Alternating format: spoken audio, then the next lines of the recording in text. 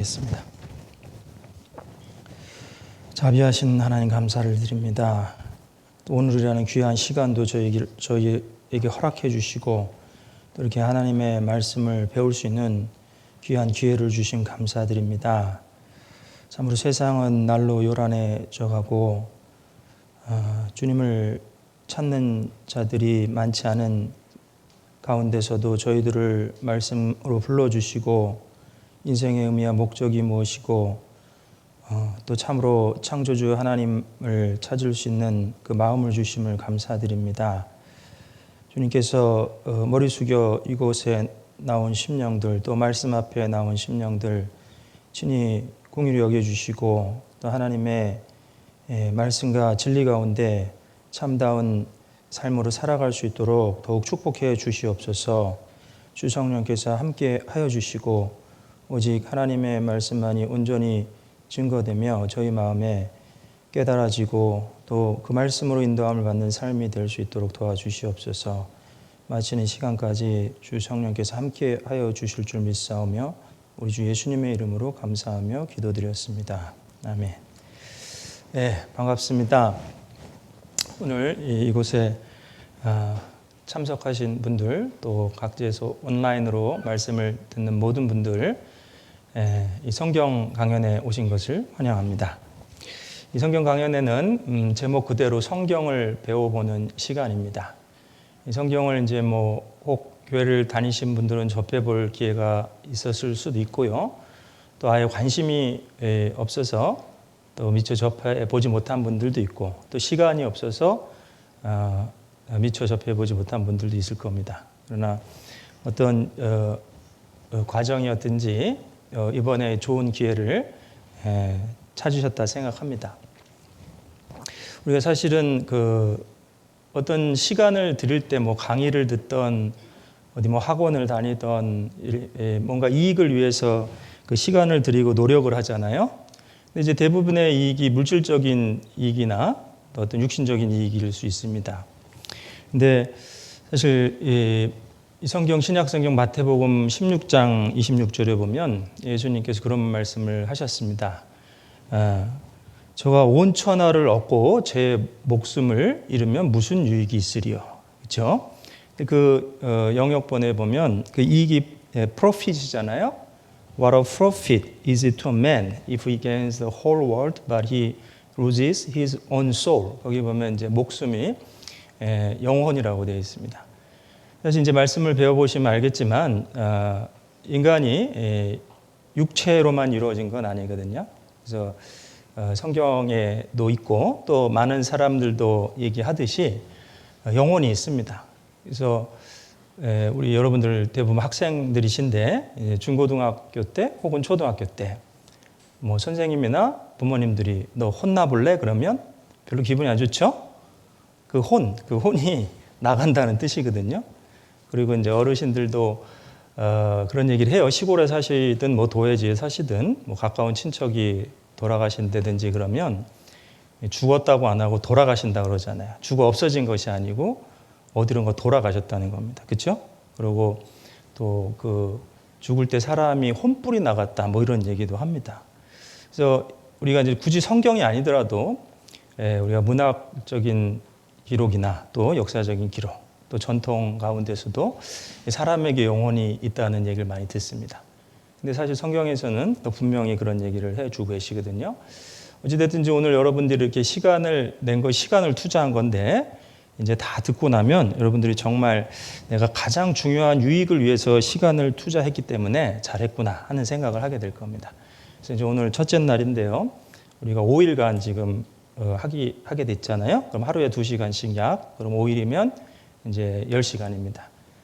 그 10시간 어떻게 보면 하루 24시간이잖아요. 여러분 자는데도 6시간에서 8시간 정도 투자하시죠?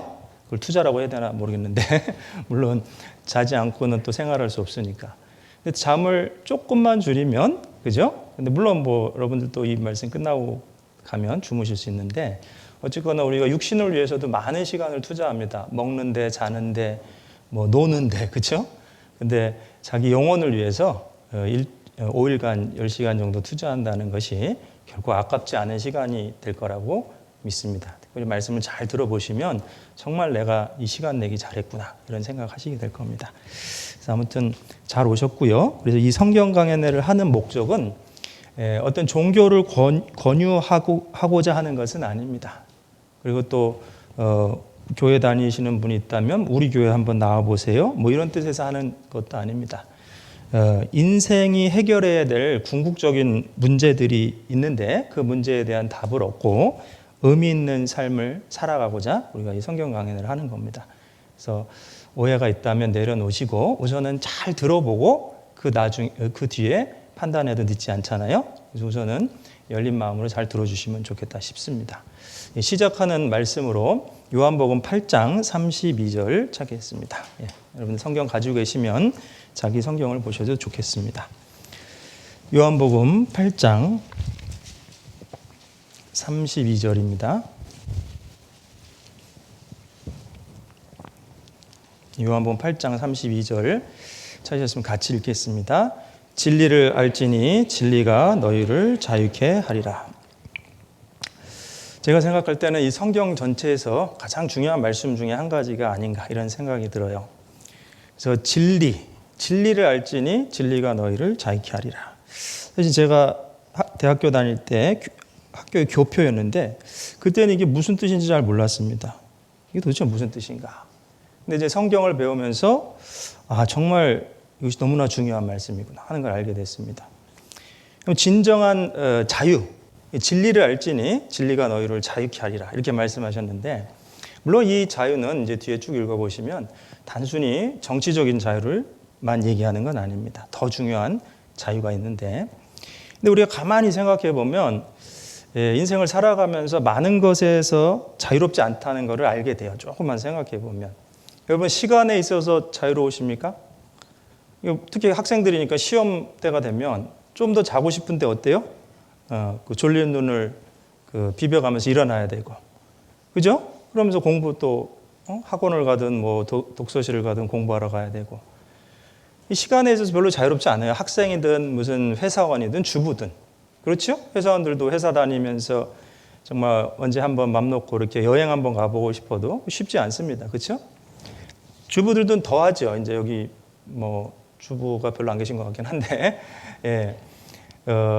자녀들 뒷바라지하고 또 남편 뒷바라지하고 아침부터 아침 준비하랴 또 집안일이 상당히 많습니다. 사실은 빨래하고 청소하고. 그러니까 주부들도 그렇게 시간에 있어서 별로 자유롭지 않아요. 그럼 우리가 생각해 볼까요? 또 건강에 있어서는 자유롭습니까? 내가 건강하다고 자부하십니까? 근데 어느 날 갑자기 병이 오기도 합니다. 예상하지 못했던 질병이 오기도 하고. 뭐 특별히 요새 지금 코로나 시국 아니에요? 그렇죠? 건강한 청년들도 코로나 걸려서 이게 미국 같은 데 보면 뭐 3일 만에 돌아가시는 분들도 있습니다. 그렇죠? 뉴스에 보니까. 그래서 질병이 오면 또 꼼짝없이 병석에 누워야 하고. 또 어째요? 돈에 대해서 자유롭습니까? 내가 뭐 맘대로 쓰고 싶은 만큼 막 쓰고 그렇게 살아요? 그리고 내가 아끼냐고 아낀다고 해도 어떨 때는 성경의 표현처럼 내가 전대에 구멍을 내리라. 전대가 뭐예요? 돈주머니에 구멍 내면 부어도 다 새잖아요. 그런 것처럼 아끼려고 하지만 써버려야 될 때가 있습니다. 특별히 가족이 아프다든지, 그렇죠? 그러면 어째 병원을 가야 되고, 그때는 정말 돈을 아껴야 될 때가 아니잖아요. 또 사고가 났다든지. 우리가 가만히 인생을 돌아보면 별로 그렇게 자유로운 것이 별로 없습니다. 근데 가장 자유롭지 않은 것이 중에 하나가 뭐냐? 인간은 죽음 앞에 자유롭지 않다는 겁니다.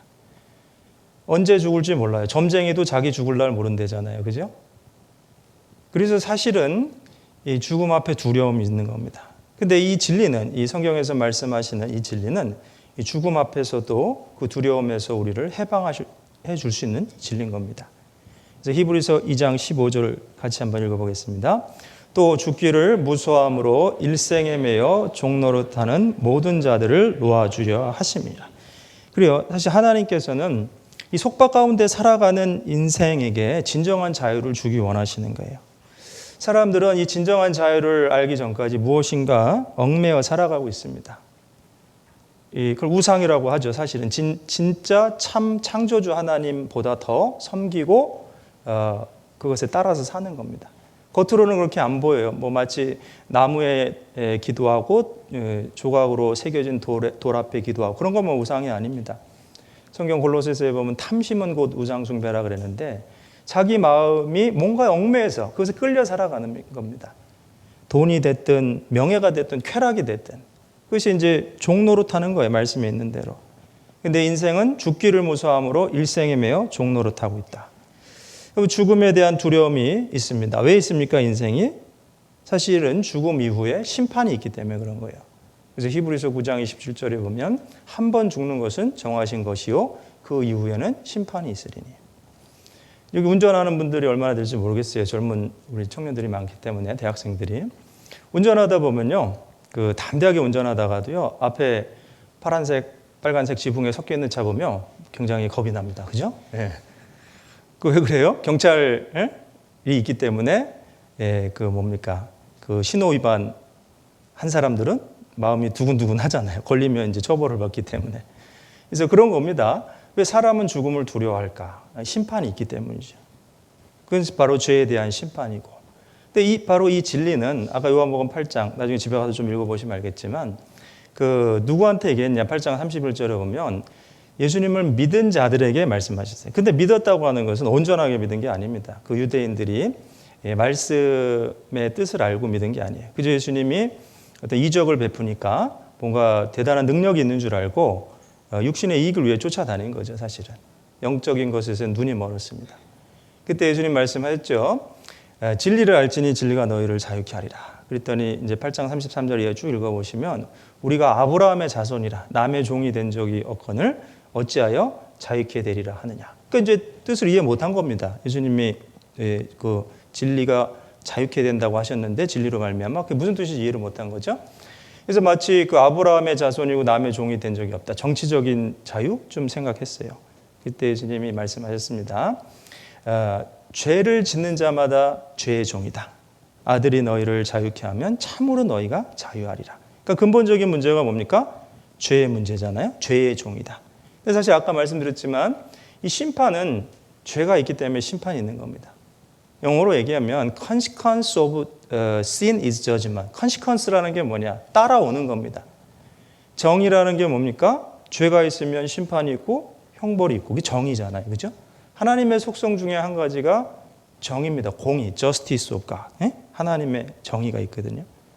그래서 인간이 왜 심판을 두려워하냐면 죄가 있기 때문에 그렇죠. 근데 이 말씀에 방금 읽은 요한복음 8장 32절의 말씀, 이 진리는 심지어는 그 죄의 심판으로부터도 진정한 자유를 줄 수 있는 진리를 말씀하는 겁니다.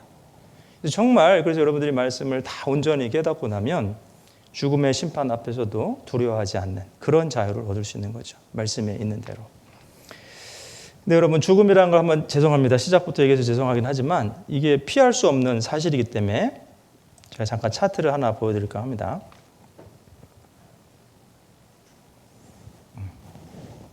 자, 여기 지금 숫자가 올라가고 있죠? 죄송합니다. 영어로 돼서 죄송한데 이 숫자가 뭐냐? 지금 죽고 있는 사람들의 숫자입니다.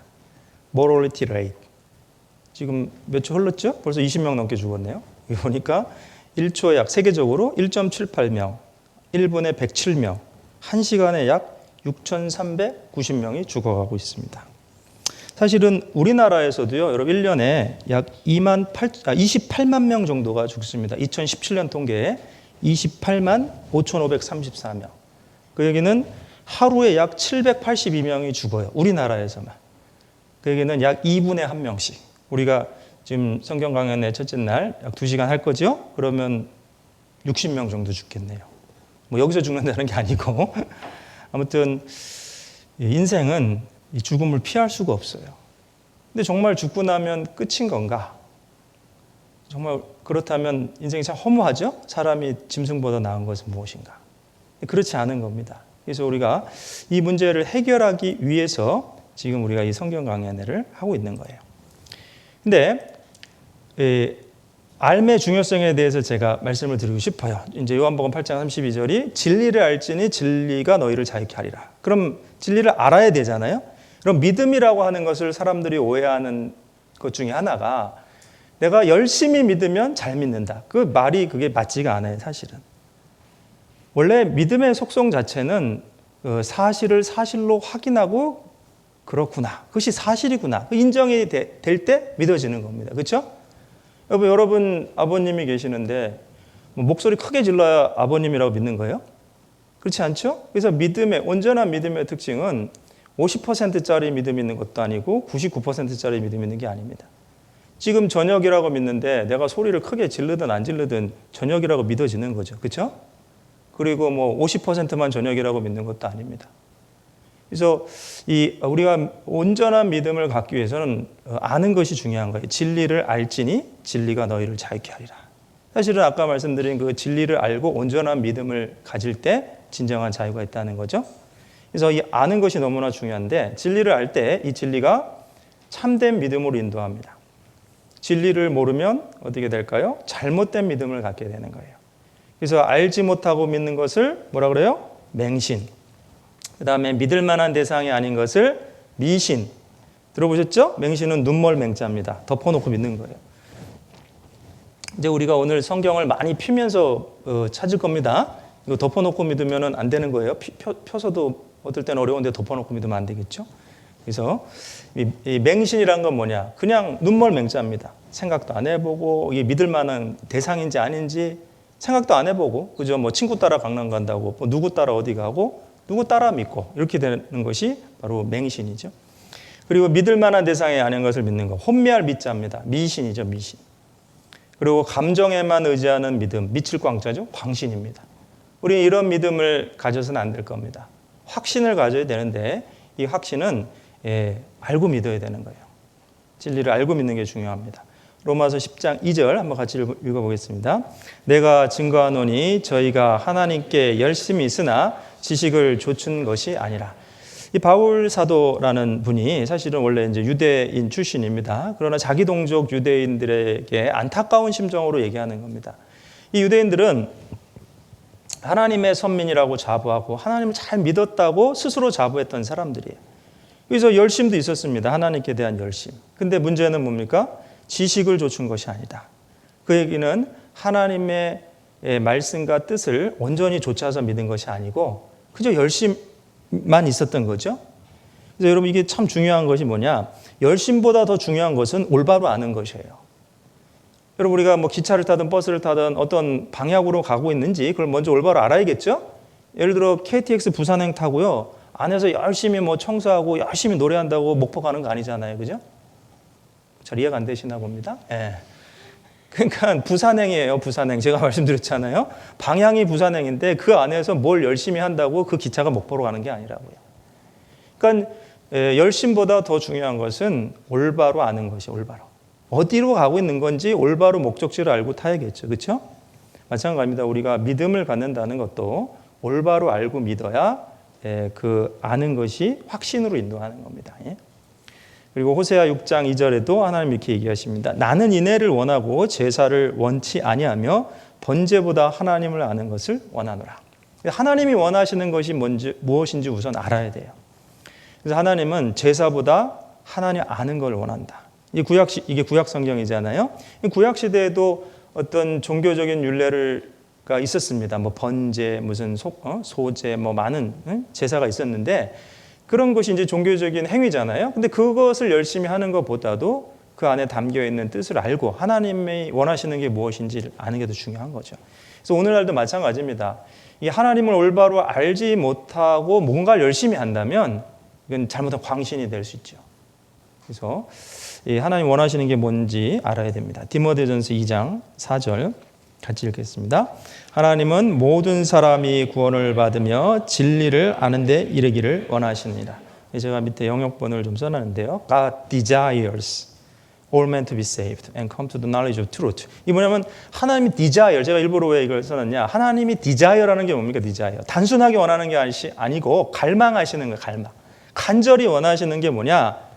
사람이 구원을 받고 특정한 사람만이 아니고 모든 사람이. 그러니까 사실은 이 구원의 진리에 대해서는 모든 사람을 향해 열려 있고 모든 사람을 초청하고 계시는 겁니다. 근데 이제 문제가 뭐냐면요. 우리말에 이런 말이 있어요. 손바닥도 마주쳐야 소리가 나지. 젊은 분들이 속담 잘 모르시나 본데요.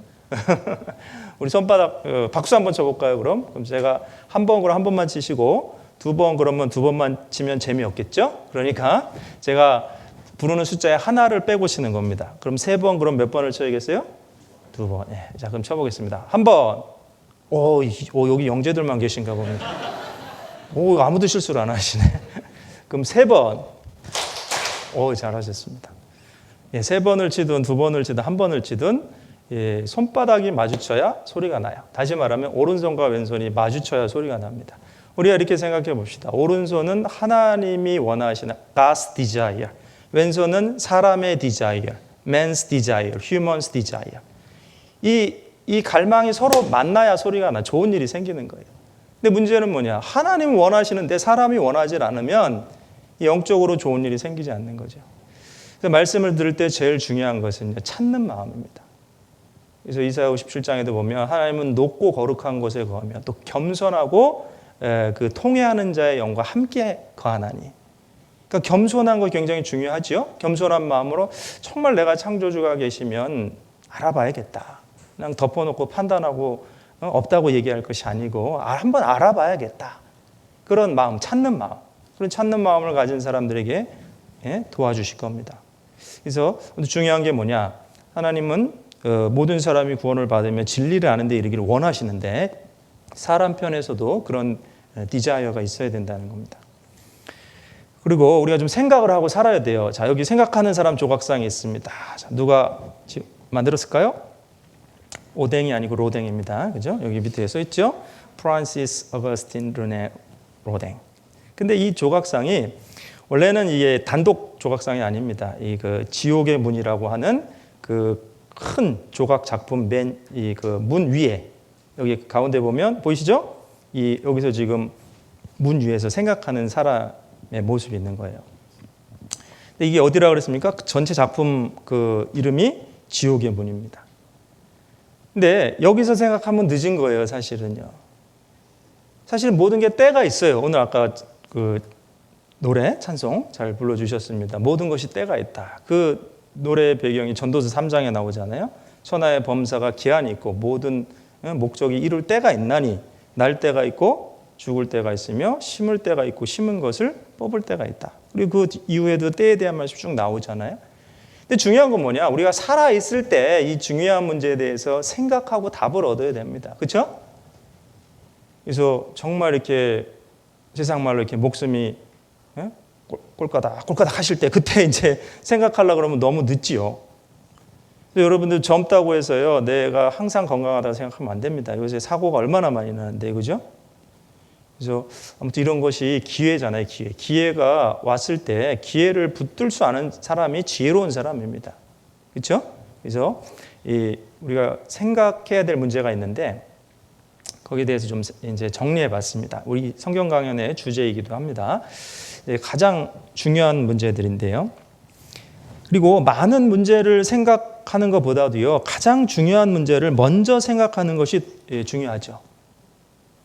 이제 너무 머리가 복잡한 경우가 있어요. 너무 많은 걸 생각하고 살아가려고 합니다. 근데 정작 중요한 문제는 생각지도 않고 살아요. 그 어리석은 거죠.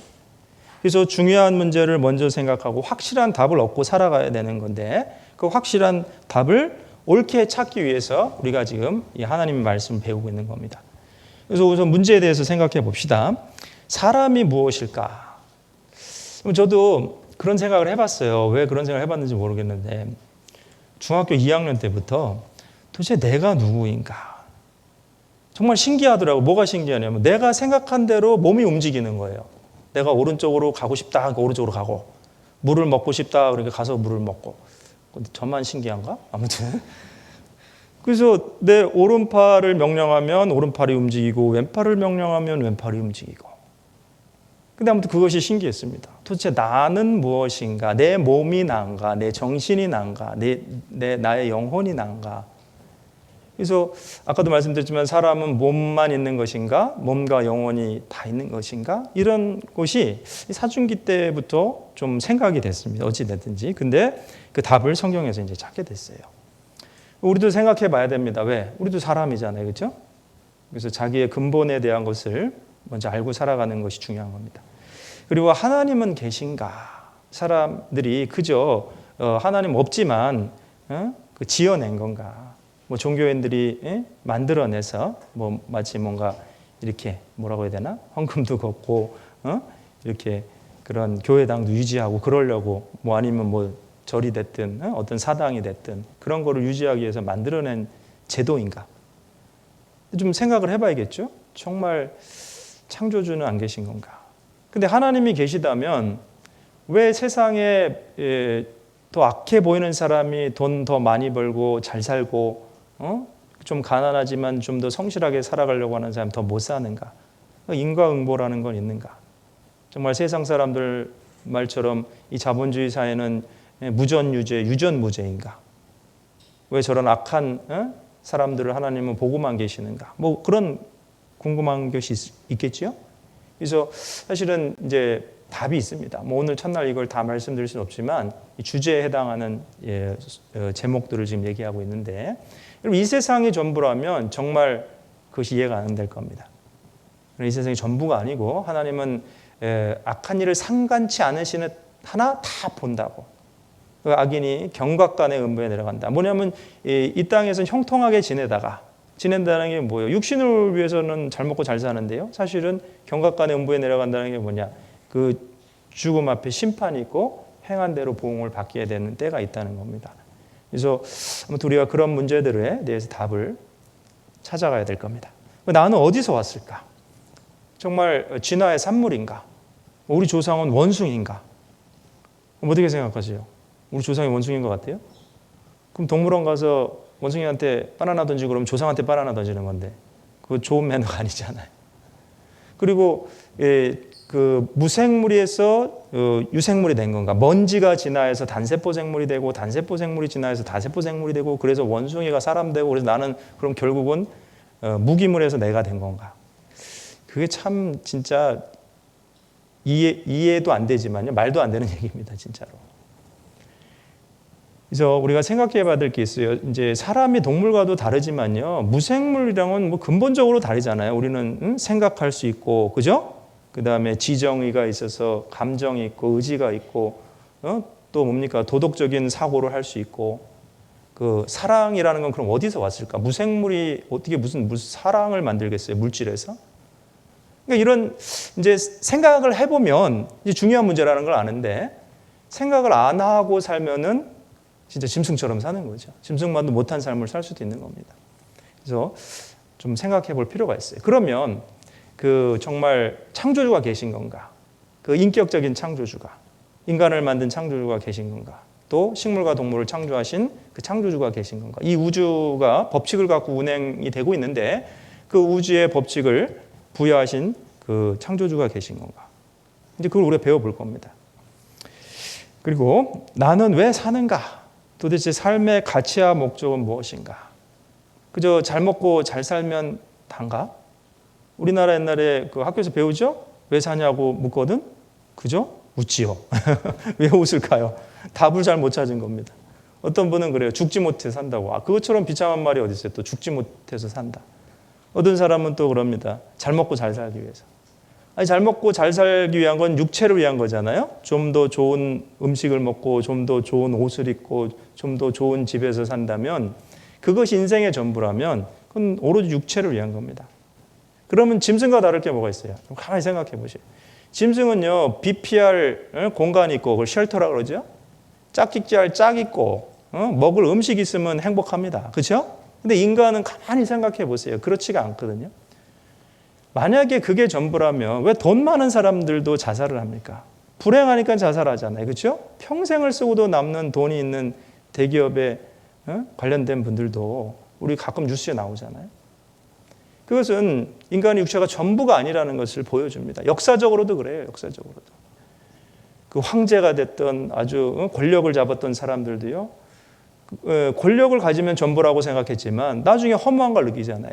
그래서 그 대표적인 말씀이 지금 성경의 그 전도서죠. 전도서를 기록한 분이 누구예요? 솔로몬. 솔로몬은 이스라엘의 세 번째 왕이잖아요. 사울, 그 다음에 데이빗이 다윗이죠. 그 다음에 킹 솔로몬. 근데 솔로몬 시절에는 가장 이스라엘이 영화로웠습니다. 그 길거리에 그 뭡니까? 돌처럼 금이나 은을 그렇게 여겼고, 그래서 이스라엘이 가장 강성할 때 솔로몬은 지혜로웠죠. 아내가 1000명이나 됐답니다. 1000명. 그리고 그 왕이었죠. 온갖 부귀영화를 누렸어요. 어떻게 보면 인간으로서 그 육체의 쾌락이라고 할 수 있는 것들을 웬만한 건 다 누려본 사람인데, 근데 결론이 뭐예요? 전도서 1장 1절에 헛되고 헛되니 헛되고 헛되며 모든 것이 헛되도다. 근데 그게 결론이 아니죠. 1장이에요. 결론은 12장 가서 나옵니다. 여러분 나중에 한번 전도서를 한번 읽어보십시오. 12장에 일의 결국을 다 들었으니 하나님을 경외하고 그 명령을 지킬지어다. 그리고 사람이 전도서 2장에 보면 또 심령으로 낙을 누리는 것보다 나은 것이 없나니 이것도 본즉 하나님의 손에서 나는 것이로다. 심령이 뭐예요? 마음 심자 신령 영자. 그러니까 육체는 밤에도 쉬지만 마음과 영이 쉬지 못하는 사람이 더 불행한 거죠. 그래서 솔로몬이 이제 지은 그 쓴 글 중에 잠언도 있고 이제 전도서도 있는데, 잠언에도 보면은 뭡니까? 그 마른 떡 한 조각만 가지고도 뭐죠? 화목하는 것이 육선이 가득하고 다투는 것보다 낫다. 그러니까 육선이라는 건 뭐 고기랑 뭐 먹을 게 굉장히 많잖아요. 잔치집처럼. 근데 막 다투고 그런 것보다는 가진 것이 적지만 화목하게 사는 것이 더 낫다. 맞는 얘기죠. 근데 이제 그런 내용들을 깨닫기까지는 결국 하나님에 대한 믿음, 하나님이 계시다는 것을 알기 때문에 그런 내용을 깨달을 수 있는 거죠. 여러분 인생의 의미와 목적을 알기 위해서는 사실은 창조주를 올바로 알아야 됩니다, 인간은. 그래서 전도서 12장 1절에 보면은 청년이라고 시작하고 있어요. 그러면서 뭐라고 너의 창조자를 기억하라. 아무 낙이 없다고 할 해가 가깝기 전에. 그래서 왜 거기 청년이라고 그랬습니까? 사실 모든 인생이 하나님 앞에서 청년이죠. 나이로 따지면 누가 가장 많이 드셨습니까? 하나님은 영원부터 계시고 영원까지 계시니까 그 하나님이 가장 나이가 많은 분이고. 근데 영역본에 보면 remember now your creator 이렇게 되어 있어요. now라는 게 뭐 지금. 사실 인생에 내일 무슨 일이 일어날지 모르잖아요. 잠언 27장 1절에도 너희는 내일 일을 자랑하지 말라. 오늘 하루 동안에도 무슨 일이 일어날지 알지 못합니다. 그렇기 때문에 우리가 하루라도 빨리 정말 창조주가 계시다면 그분을 아는 것이 그 인생의 참된 인생을 살아가는 시작인 겁니다. 인간적인 관계에서도 그렇잖아요. 생각을 해보세요. 나를 낳아주신 부모님이 살아계신데 찾으려고도 안 하고 섬기려고도 안 하면 세상 말로 뭐라 그럽니까? 호로자식, 뭐 그렇죠. 후레자식, 뭐 그럽니다. 근데 정말 하나님이 계시다면, 창조주가 계시다면, 우리가 피조물이라면 피조물로서 우리를 지으시고 만드시고 지금까지 지켜주시는 그 창조주를 알려고 하지 않는 것이 가장 악한 거예요. 사실 가장 악한 거예요. 어떤 분이 그런 얘기를 했습니다. 인간이 왜 이렇게 악이 문명이 발달하지만 악이 더 번성하냐? 그것은 가장 큰 악을 범했기 때문에 그 밑에 하위 악은 아주 쉽게 꺼리지 않고 짓는다는 거예요. 가장 큰 악이 뭐예요? 창조주를 올바로 알지 못하는 것이 가장 큰 악입니다. 인간관계에서도 부모가 계신데 부모를 거역하는 것이 호로자식인 것처럼 이 하나님과 인간관계에서도 창조주가 만약에 계신다면 그 창조주를 알지 못하고 불순종하고 거역하는 것이 그것이 가장 큰 악이에요. 그러니까 그 밑에 나머지는 다 하위 악인 겁니다. 그러니까 문명이 발달하지만 악은 어떻대요? 그 죄악은 점점 더 번성해 가고 있죠. 그래서 우리가 이제 이런 문제들을 답을 얻고 살아야 됩니다. 그것은 결국은 우리 자신의 행복을 위한 겁니다. 하나님 우리를 뭔가 얽어매려고 진리를 알라고 말씀하신 게 아니에요. 진리를 알지니 진리가 너희를 어떻게 한다고요? 자유케 하리라. 진정한 자유가 무엇이고 인생의 참된 의미와 목적이 무엇인지 알려주시려고 하는 겁니다. 그래서 물질이 전부라면 인간은 그런 물질적인 것으로 영원히 행복할 겁니다. 그러나 실상은 그렇지 않잖아요. 그래서 우리가 이제 중요한 거 먼저 아무튼 우리가 해결하고 살아야 됩니다.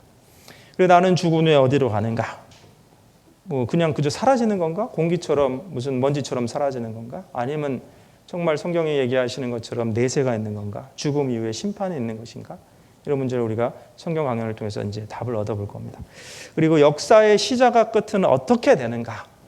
뭐 시작이 있었겠죠? 아까 말씀드렸지만 내가 있으면 아버님 계실 거 아니에요. 여러분 아버님 계셔요, 안 계셔요? 예? 물론 돌아가셨든지 살아계시든지 나를 낳아주신 분이 계시잖아요. 그럼 그 아버님의 아버님 계실 거 아닙니까? 할아버지. 그렇게 거꾸로 하나씩 올라가다 보면 태초에 사람이 있어야 되잖아요. 그렇죠? 그 역사의 시작은 어떻게 되었고 또 그리고 이 역사는 그러면 계속 영원 무궁해 갈 것인가? 아니면 언젠가 끝이 날 것인가? 그럼 역사의 끝은 어떻게 끝날 것인가? 그런 기록이 성경에 사실은 기록되어 있습니다. 정말 성경의 하나님이 참 하나님이라면, 전지하신 하나님이라면 그분은 역사의 시작, 어떻게 시작했고 역사가 어떻게 끝날지도 아셔야겠죠? 그래서 분명하게 기록하신 겁니다. 근데 너무나 깜짝 놀랄 만한 일들은 지금 우리가 역사의 마지막 시대에 가까운 시기에 살아가고 있다는 것을 알게 돼요. 성경을 배우면 배울수록. 이 마지막 시대에 어떤 일이 일어날 거라고 미리 경고하셨는데 그런 일들이 우리 세대에 아주 많이 일어나고 있습니다. 그래서 우리가 더욱 경고하심을 또 받아야 될 거라고 생각합니다. 어쨌거나 우리 성경을 배우면 그런 내용을 알 수 있습니다. 그리고 예수 그리스도는 누구신가? 정말 다른 사람들이 얘기하는 것처럼 세계 4대 성인의 한 명인가? 아니면 기독교의 창시자인가?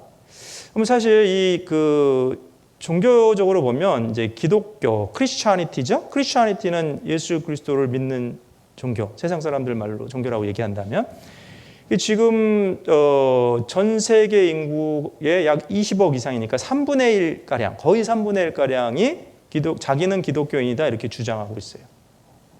근데 정말 그 모든 사람이 진짜 크리스찬이냐? 저는 그렇지 않다고 생각합니다. 예수님도 그렇게 말씀하셨어요. 그래서 마태복음 7장 21절에 보면 나더러 주여 주여 하는 자마다 다 천국에 들어갈 것이 아니요. 그죠? 그래서 22절 이하에 쭉 보면 많은 사람이 그날에 나더러 이르되 주여 우리가 주의 이름으로 귀신을 쫓아내며 권능을 행하며 선지자 노릇하지 않았나이까? 누구 이름으로요? 주의 이름, 예수님 이름. 그때 예수님이 대답하시기를 내가 도무지 너희를 알지 못하니 불법을 행하는 자들아 내게서 떠나가라. 여러분 한번 생각해 보십시오. 예수님을 주님이라고 부르는 사람들은 쉽게 얘기해서 누굽니까? 기독교인이죠? 교회 다니는 사람들입니다. 근데 예수님이 말씀하시기를 내가 너희를 도무지 모르노라. 불법을 행하는 자들아 내게서 떠나가라. 천국의 주인이 떠나가라 그러면 그 사람들 어디 가겠습니까? 그러니까 이제 무슨 말씀을 드리고 싶냐면요. 정말 교회 다닌다고 다 천국 가는 게 아니라는 겁니다. 쉽게 얘기하면. 그래서 자기 믿음을 점검해 봐야 됩니다. 정말 나는 예수 그리스도에 대해서 어떻게 생각하고 어떻게 믿고 있는가. 제가 이제 혹시 여기 교회 다니신 분들이 있다면 그저 어릴 때부터 엄마 아빠 따라서 교회 갔기 때문에 자동으로 내가 크리스찬이 된 건가? 그렇게 생각하면 큰일 납니다. 마지막 때에 정말 예수님 말씀하신 것처럼 그날에 적은 사람도 아니에요. 많은 사람이 그렇게 얘기를 하는 거예요. 마지막 때 심판받는 날에 죽음 건너갔는데 주님 우리 몰라요. 우리 지금 교회 열심히 다니고 주님의 이름으로 귀신도 쫓아내고 선지자 노릇 남도 가리키고 권능도 행하고 뭐 이적도 행하고 병도 낫게 했는데 그걸 모르세요? 예수님이 내가 너희를 도무지 모른다. 그건 뭐냐면 하나님의 법대로 하나님의 뜻대로 와야 되는데 그것이 그렇지 않은 거예요. 자기 식대로 믿은 거죠. 잘못 믿은 겁니다. 사실은. 그래서 정말 얘기해 드리고 싶은 건 뭐냐? 덮어놓고 믿으시면 안 됩니다. 체크해 봐야 됩니다. 그래서 교회를 다니든 안 다니든 이 문제는 중요한 거죠. 그래서 예수님 요한복음 3장 3절에 내가 진실로 너에게 이르노니 사람이 뭐라고요? 거듭나지 아니하면 하나님 나라를 볼 수도 없다고 그랬습니다. 그 거듭난다는 게 무엇인가 도대체? 그것이 영혼의 구원을 얻는다는 표현과 같은 표현인데 거듭난다는 건 두 번 태어나는 거잖아요. 그럼 사실은 이 그 곤충이나 날짐승, 새들도요 날아다니는 것은 다 두 번 태어납니다. 알로 한 번 태어나죠. 그 다음에 그 알이 부화해서 성체가 되는 거예요. 정말 진정으로 천국 가는 신앙인은요 예수님이 천국의 주인이라고 우리가 그것을 알게 된다면 정말 예수님 말씀대로 거듭나야 되는 거거든요. 거듭나는 건 어떻게 거듭나는 건가? 성경에 분명히 말씀하고 있는데도 크리스찬이티라는 건 예수 그리스도의 말씀을 믿고 따르는 신앙인데도 오히려 교회 다니는 많은 사람들이요 거듭나셨습니까? 물어보면 관심이 없어요. 나 뭐 교회 다니는 게 거듭난 거 아니냐고. 천만의 말씀이에요. 천만의 말씀. 베드로전서 1장 23절에 너희가 거듭난 것이 썩어질 씨로 된 것이 아니요 썩지 아니할 씨로 되었나니 살아있고 항상 있는 하나님의 말씀으로 되었느니라. 어떤 말씀으로 어떻게 거듭났습니까? 그 점검도 안 해보고 그저 열심히 믿는다고 생각을 합니다. 많은 사람들이. 그러다 정말 마지막 때 주님 앞에 섰는데 내가 너를 도무지 모르노라 그러면 얼마나 당황하겠어요. 여러분 아까 그런 거랑 똑같아요. 부산으로 가는 기차에 타놓고는 나는 목포 간다고 철떡같이 믿었어요. 그리고 유리창 닦고 뭐 열심히 노래 부르고 그랬는데 도착해 보니까 목포가 아니고 어디에? 부산이에요. 그거 얼마나 당황해요?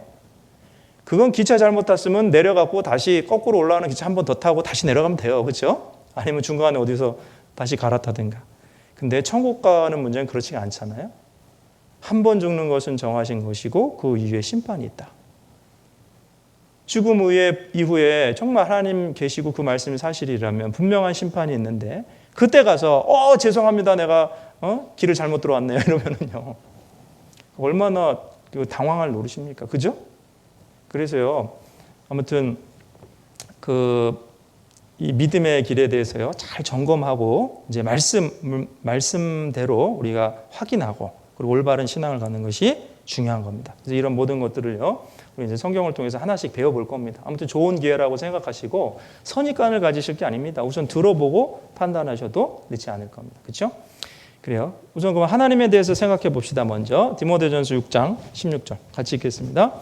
오직 그에게만 죽지 아니함이 있고 가까이 가지 못할 빛에 거하시고 아무 사람도 보지 못하였고 또 볼 수 없는 자신이 그에게 존귀와 영원한 능력을 돌릴지어다. 아멘. 그리고 우선 하나님 어떤 분이시라고 되어 있느냐? 아무 사람도 보지 못하였고 볼 수 없는 자다. 그 이유가 있습니다. 왜 하나님이 사람의 눈으로 볼 수 없느냐? 한 4가지로 제가 나눠봤어요. 하나님은 온 우주보다 크시다. 그리고 하나님은 영이시다. 그리고 죄인이 거룩한 하나님을 볼 수 없다. 그리고 또 하나는 인간의 눈에 시각적인 한계가 있죠. 그래서 요한복음 10장 29절에 보면 저희를 주신 내 아버지는 뭐라고요? 만유보다 크시매. 만유가 뭡니까? 온 우주보다 큰 거예요. 그러면 사실 우리가 얼마만큼 볼 수 있을까요? 이 온 우주를 다 볼 수 없지요. 인간의 눈으로. 여러분 한번 둘러보십시오. 지금 얼마만큼 볼 수 있는지. 기껏해야 이 방에 있는 것들, 그죠? 사람들 정도 봅니다. 근데 우주가 얼마나 큰데요. 근데 하나님을 어떻게 인간의 눈으로 만유보다 크신 하나님을 보겠습니까? 그리고 또 하나님은 영이시니 영이라는 게 뭐예요? 영 눈에 보이지 않죠? 친구의 영이나 부모님의 영이나 눈에 보이지 않습니다. 그래서 하나님은 영이시기 때문에 눈에 보이지 않고 또 인간의 눈에 시각적인 한계가 있어요. 그리고 그 전에 이제 출애굽기 33장 20절에 보면 나를 보고 살 자가 없다. 그래서 모세도요 하나님의 영광을 본 것이지 하나님의 형체를 본 것이 아닙니다. 그래서 사람으로서는요 누구도 하나님의 형체를 볼 수 없어요. 왜? 하나님은 영이시고 아까 말씀드렸지만 이 몇 가지 이유가 있는 겁니다. 그리고 또 인간 눈에 시각적인 한계가 있는데 잠깐 스크린 보겠습니다. 여러분 보시면 이 지금 가운데 지나가는 선이 있어요. 3가지 선이 어떻게 보이세요? 이게 똑바로 지나가는 것 같습니까? 이렇게 커브로 지나가는 것 같아요.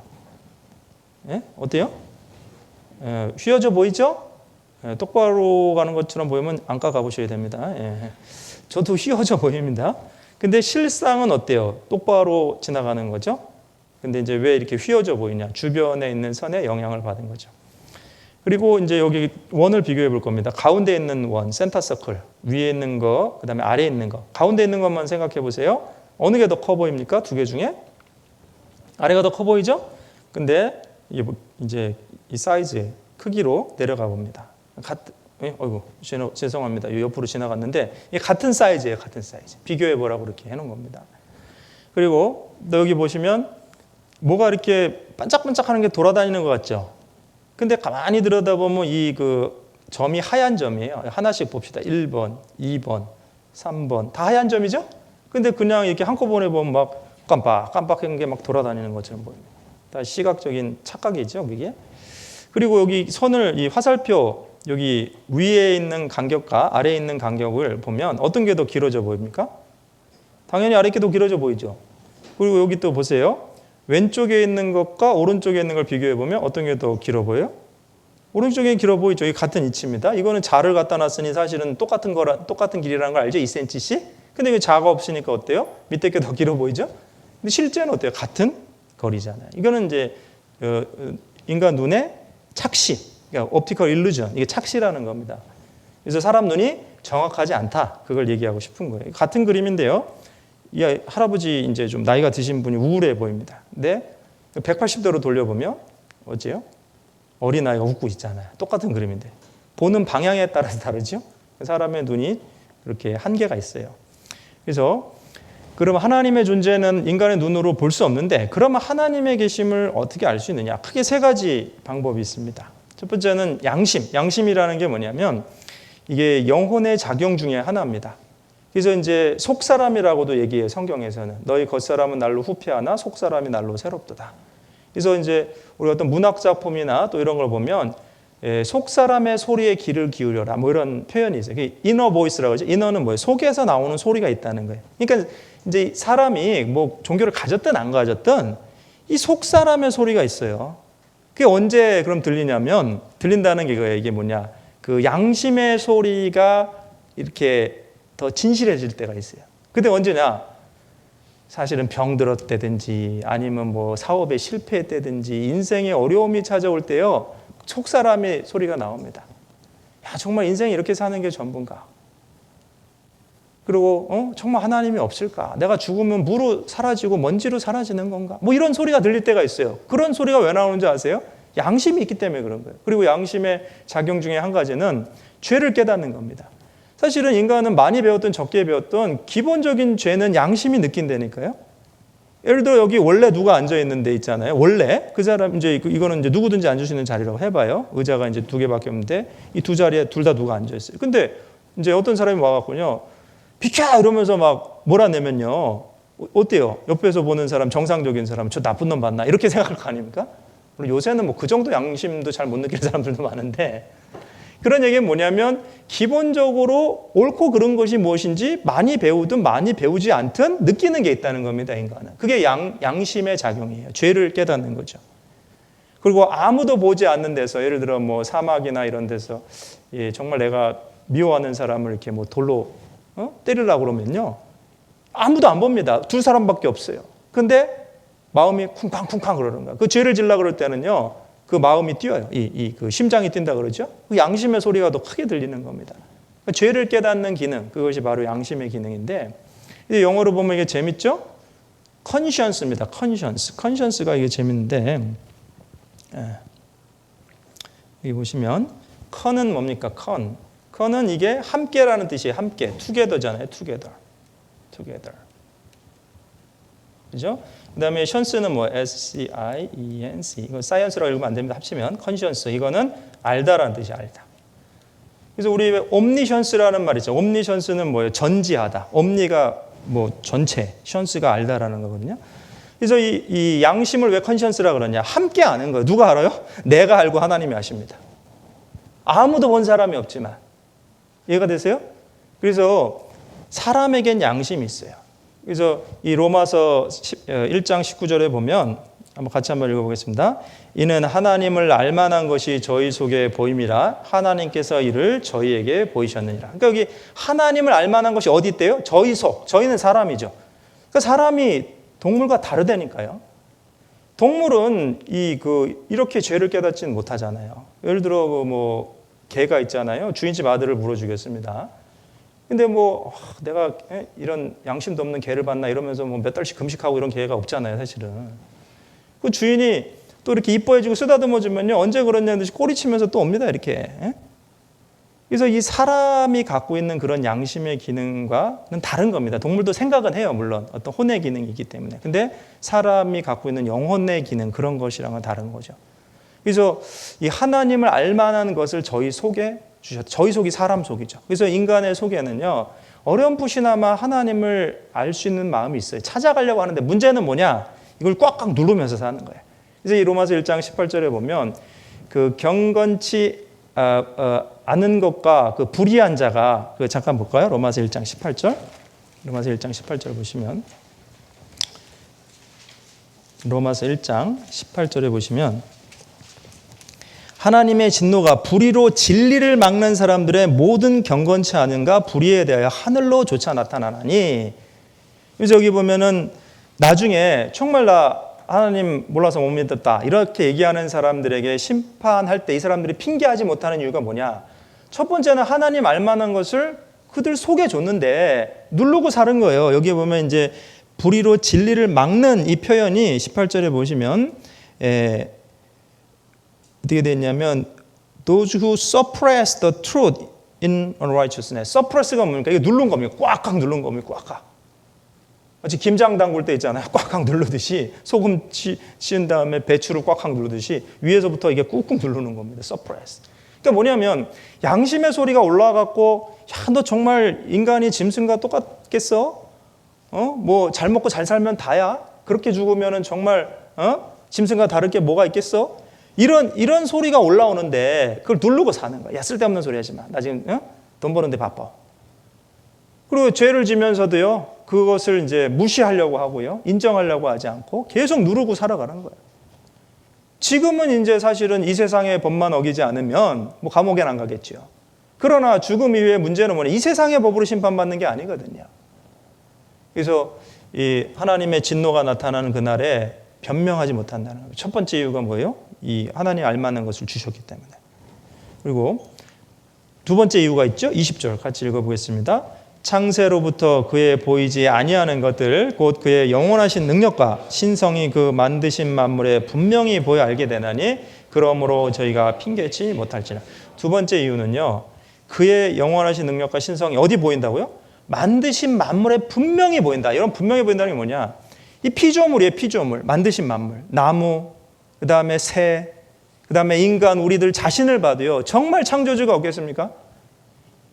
여러분 한번 생각해 보세요. 우리가 맨날 밟고 다니는 나뭇잎, 이 나뭇잎이 얼마나 놀라운 메커니즘으로 되어 있습니까? 이거 보셔요. 입속에 소우주라고 되어 있어요. 햇빛으로 영양분을 만드는 이 식물의 화학 공장 같죠? 입속에 소우주라는 건 뭐예요? 이 수많은 메커니즘, 뭐 우리 생물 시간에 배울 텐데요. 세포에 대해서, 세포에 있는 뭐 핵 안에 있는 DNA, 리보솜, 리보존, 저도 하도 오래전에 배워서 지금 어렴풋이 생각납니다. 광합성 작용 들어보셨어요? 포토신테시스. 그게 뭡니까? 뭘 받아야 되지? 햇빛과 이산화탄소. 맞죠? 그러면 이제 산소랑 셀룰로즈 합성해서 나가는 거예요. 그러니까 카본 다이옥사이드, 그 이산화탄소잖아요. 그러면 이제 햇빛이랑 이산화탄소를 받아갖고요, 산소를 배출하는 거예요. 이게 마치 우리 산소 좋은 거잖아요. 우리 병원 가서 응급 환자들 산소 호흡기 끼기도 하고. 이게 산소 공장이에요. 그리고 이게 셀룰로즈는 단백질의 일종이잖아요. 그럼 이제 이 식물을 동물이 먹고 동물을 또 사람이 먹고 이래서 사람에게 영양소가 공급되는 건데 이거는 식품 공장이에요. 여러분 가만히 생각해 보십시오. 근데 여기 지금 엔진이 있습니까? 여기 주유를 해줘야 됩니까? 이런 공장 만들면 노벨 평화상 받게요? 아니, 노벨 무슨 화학상이든지 생물학상이든지 받겠죠? 그래요, 안 그래요? 근데 이거 지금 이렇게 정교한 기계를 누가 만들 수 있겠어요? 아무 생각 없이 살아서 그래요. 만드신 만물에 하나님의 영원하신 능력과 신성이 분명히 보여 알게 되나니. 여러분 이거 누가 만들었을까요? 우리 한번 생각해 봅시다. 평소에 생각 안 하고 살았는데 누가 만들었을까요? 어떤 친구들 들어요? 내가 안 만들었는데요. 그건 다 알아요. 그럼 여러분 부모님 만드셨습니까? 여러분 선생님이 만드셨습니까? 어떤 과학자가 만들었습니까? 저절로 됐다고요? 이렇게 정교한 기계가 저절로 됐다고요? 그거야말로 인간이 하나님 앞에 갔을 때 뒤통수 맞을 일입니다. 이 멍청한 놈아 이런 소리 들을 일이죠. 죄송합니다. 정말 얼마나 우준한 자, 로마서 지금 1장 읽고 있는데 거기 보면 사람이 지혜롭다 하나 우준한 자가 돼요. 우준하다는 게 뭡니까? 원어로 멍텅구리라는 뜻이에요. 얼마나 똑똑한 채를 하는데요. 이런 사소한 걸 보고도 정말 창조주가 계신지를 인정하지 않고 살아가는 겁니다. 우리 냉정하게 얘기해 봅시다. 박사가 대단합니까? 동물학 박사, 예를 들어 바퀴벌레 한 마리 열심히 연구해서 동물학 박사 받았다고 칩시다. 그럼 그분이 그렇다고 바퀴벌레에서 다 알아요? 그런 것도 아닙니다.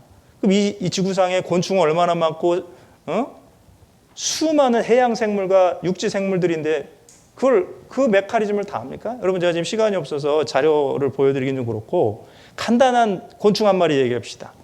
그 곤충 이름이 폭격수 딱정벌레인데 들어보셨어요? 그 폭격수 딱정벌레는요, 이게 두꺼비나 개구리가 와서 이게 해바닥으로 탁 먹으려고 그러면요, 꽁무니에서 이게 폭탄 같은 액체가 이게 꽁무니에 탁 튀어갖고 이제 뜨거워 그러면서 이렇게 뱉어냅니다. 그래서 적의 공격으로부터 자기를 방어하는데 여러분 가만히 보십시오. 그 메커니즘이 얼마나 놀라운가. 이제 연구를 해봤죠, 곤충학자들이. 그랬더니 하이드로퀴논과 가산화수소가 적당량이 이제 합성화되면서 화학 반응이 일어나는 거죠. 근데 너무 신기한 거는 그 사진인데 그 액체나 기체가 자기 다리는 지나가는데 자기 다리는 안 디고 남의 혓바닥은 디는 거야. 도대체 무슨 액체가 그런 액체가 있습니까? 그리고 그것이 진화의 산물이라면 그 폭발낭이 자기 몸속에 있잖아요. 그러면 그게 실험과 테스트를 계속해서 안정화 상태까지 이르려면 그 중간에 터져갖고 없어졌어야죠. 제 말이 맞아요, 틀려요? 처음부터 그렇게 설계된 겁니다. 그러니까 우리가 몇 가지만 좀 가만히 들여다봐도요, 이 만드신 만물에 하나님의 능력과 신성이 분명히 보여 알게 되나니 그러므로 저희가 핑계치 못할지니라. 제가 오늘 스페셜 보너스 하나 보여드려야겠네요. 얼마나 하나님의 영원하신 능력과 신성이 만드신 만물에 보여 알게 되는지요. 눈이죠, 눈. 우리나라는 겨울에 눈이 옵니다. 근데 이 눈 결정체를 현미경으로 들여다봤어요. 이게 주먹으로 이렇게 잡으면 이게 눈송이 많이 잡히죠? 그 안에 이제 결정체들이 있습니다. 근데 얼마나 아름다운지 한번 봅시다. 자, 보십시다. 이게 이제 눈송이가 핀 거예요. 눈이 나뭇가지에 내려앉았어요. 근데 자세히 들여다보다 보니까 어때요? 아름답지 않습니까? 손으로 깎아 만든 마치 수정체 보석 같아요. 이 실제 눈송이입니다. 사람이 만든 것이 아니고, 누가 사람이 깎아서 나무 잎사귀에다 갖다 꽂아놓은 게 아니고 보석 같지요? 그래서 이 육면체, 육면체인가? 하나, 둘, 셋, 넷, 다 6 맞죠? 육면체. 그래서 헥사건인데, 근데 그 틀은 있지만 모양은 다 다른 거예요. 모양은 세밀한 모양은 다 다릅니다. 다르죠? 놀라시지도 않네. 요새 무감동의 시대 맞네. 예. 예. 아니, 여러분 생각해 보십시오. 진짜 이거 누가 만들었을까? 내가 안 만들면 다예요? 생각을 해봐야죠. 내가 안 만들었는데 그러고 무감각하게 살아갑니다. 좀 생각을 해보세요. 도대체 누가 이렇게 만들었을까? 여러분, 지금 아까 제가 보여드렸던 산이 소백산이에요. 저기 강원도랑 충청북도랑 경상북도 사이에 있는 소백산. 제가 제천 지역에서 목회를 했기 때문에 거의 6번이나 올라가 봤는데, 저 겨울에 눈송이가 눈꽃이 피면 그렇게 아름답습니다. 근데 그 소백산에서 해발 1500m 이상 되는데 한 주먹 눈을 취해서 현미경으로 찍어봐도 이렇게 그 안에 수십 가지 수백 가지의 눈 결정이 다 다른데, 우리 이 세상에 눈이 얼마나 많을까? 우리나라 어때요? 한라산, 태백산, 설악산, 저기 어디 북한의 백두산. 제가 인도에서 한 10년 정도 사역을 했는데 그 인도에서도 히말라야 산맥이 있습니다. 여러분, 이 세상의 모든 눈이 내린 산에서 다 채취해 갖고 이 수많은 눈송이들을 이렇게 다르게 만들 수 있다고 생각해, 인간이? 한번 더 보십시오. 이 사람이 깎아 만든 어느 보석보다도 아름답잖아요. 그럼 우리가 무엇을 생각해 봐야 됩니까? 도대체 창조주가 없는 걸까? 여러분, 사실 이렇게 눈송이도 두 가지가 서로 정확히 같은 모양이 없듯이 같은 방법으로 하나님이 인간을 만드셨어요. 자기랑 똑같은 사람이 있습니까? 쌍둥이도 자세히 보면 달라요. 그렇죠? 그래서 사람이요, 유니크하다 그러죠. 유니크하다는 게 뭐예요? 독창적인 겁니다. 그리고 그래서 하나님이, 여러분, 이 세상에서도 그렇잖아요. 귀하게 만드신 게 맞는 게, 우리 뭐라 그러죠? 한정판, 리미티드 에디션. 비싸죠? 리미티드 에디션 왜 비싼데요? 똑같지 않으니까 비싼 겁니다. 보석도 희귀하니까 더 값어치가 나가는 거고. 나랑 같은 사람이 없다는 것이 얼마나 내가 가치 있는 존재인데요. 그렇죠? 우리가 생각 안 해보고 살아서 그렇죠. 사실 창조주 하나님이 계셔요. 하나님의 형상대로 인간을 지으시고 그 인간이 죄로 말미암아 하나님으로부터 멀어진 겁니다. 지금 그래서 그 인간을 찾아오시고 수많은 믿을 만한 증거를 보여주시고 창조주를 믿으라고 하시는데 관심이 없는 거예요. 역사가 언젠가 끝날 겁니다. 지금 사실 세상은요, 그 연력학 제휴법칙이 맞죠? 그 뭡니까? 질서에서 무질서로 가는 겁니다. 가만히 내버려 두면요, 영적으로 도덕적으로도 계속 타락해 가는 겁니다. 물질만 타락해 가는 것이 아니고 언젠가 끝이 올 겁니다. 근데 중요한 건 뭐냐? 남이 중요한 게 아니고 내 자신이 중요한 거예요. 이런 영적으로 내리막길의 길을 살아가는 시대에 디제너레이션이라고 그러잖아요. 디제너레이션이 계속해서 타락해 가는 겁니다. 그럼 나는 지금 똑같이 내리막길을 달려가야 될 거냐? 그렇지 않죠? 하나님이 우리를 찾으시는데 수고하고 무거운 짐진 자들한테 다 내게로 오라. 내가 너희를 쉬게 하리라. 이사야서 55장에도 뭐라고 말씀하셨습니까? 예? 값없이 와서 포도젖을 사라. 너희는 내게 나와 들으라. 그리하면 너희 영혼이 살리라. 초청하고 계시잖아요. 근데 그 초청을 무시하고 거절하면 안 되는 겁니다. 그럼 가만 생각해 보십시오. 제가 몇 가지만 보여줬지만요. 정말 만드신 만물의 이 영원하신 능력과 신성이 보이지 않습니까? 그래서 로마서 지금 1장만 조금 공부했어요. 왜 마지막 때 하나님의 심판대 앞에 서서 그들이 핑계할 수 없느냐.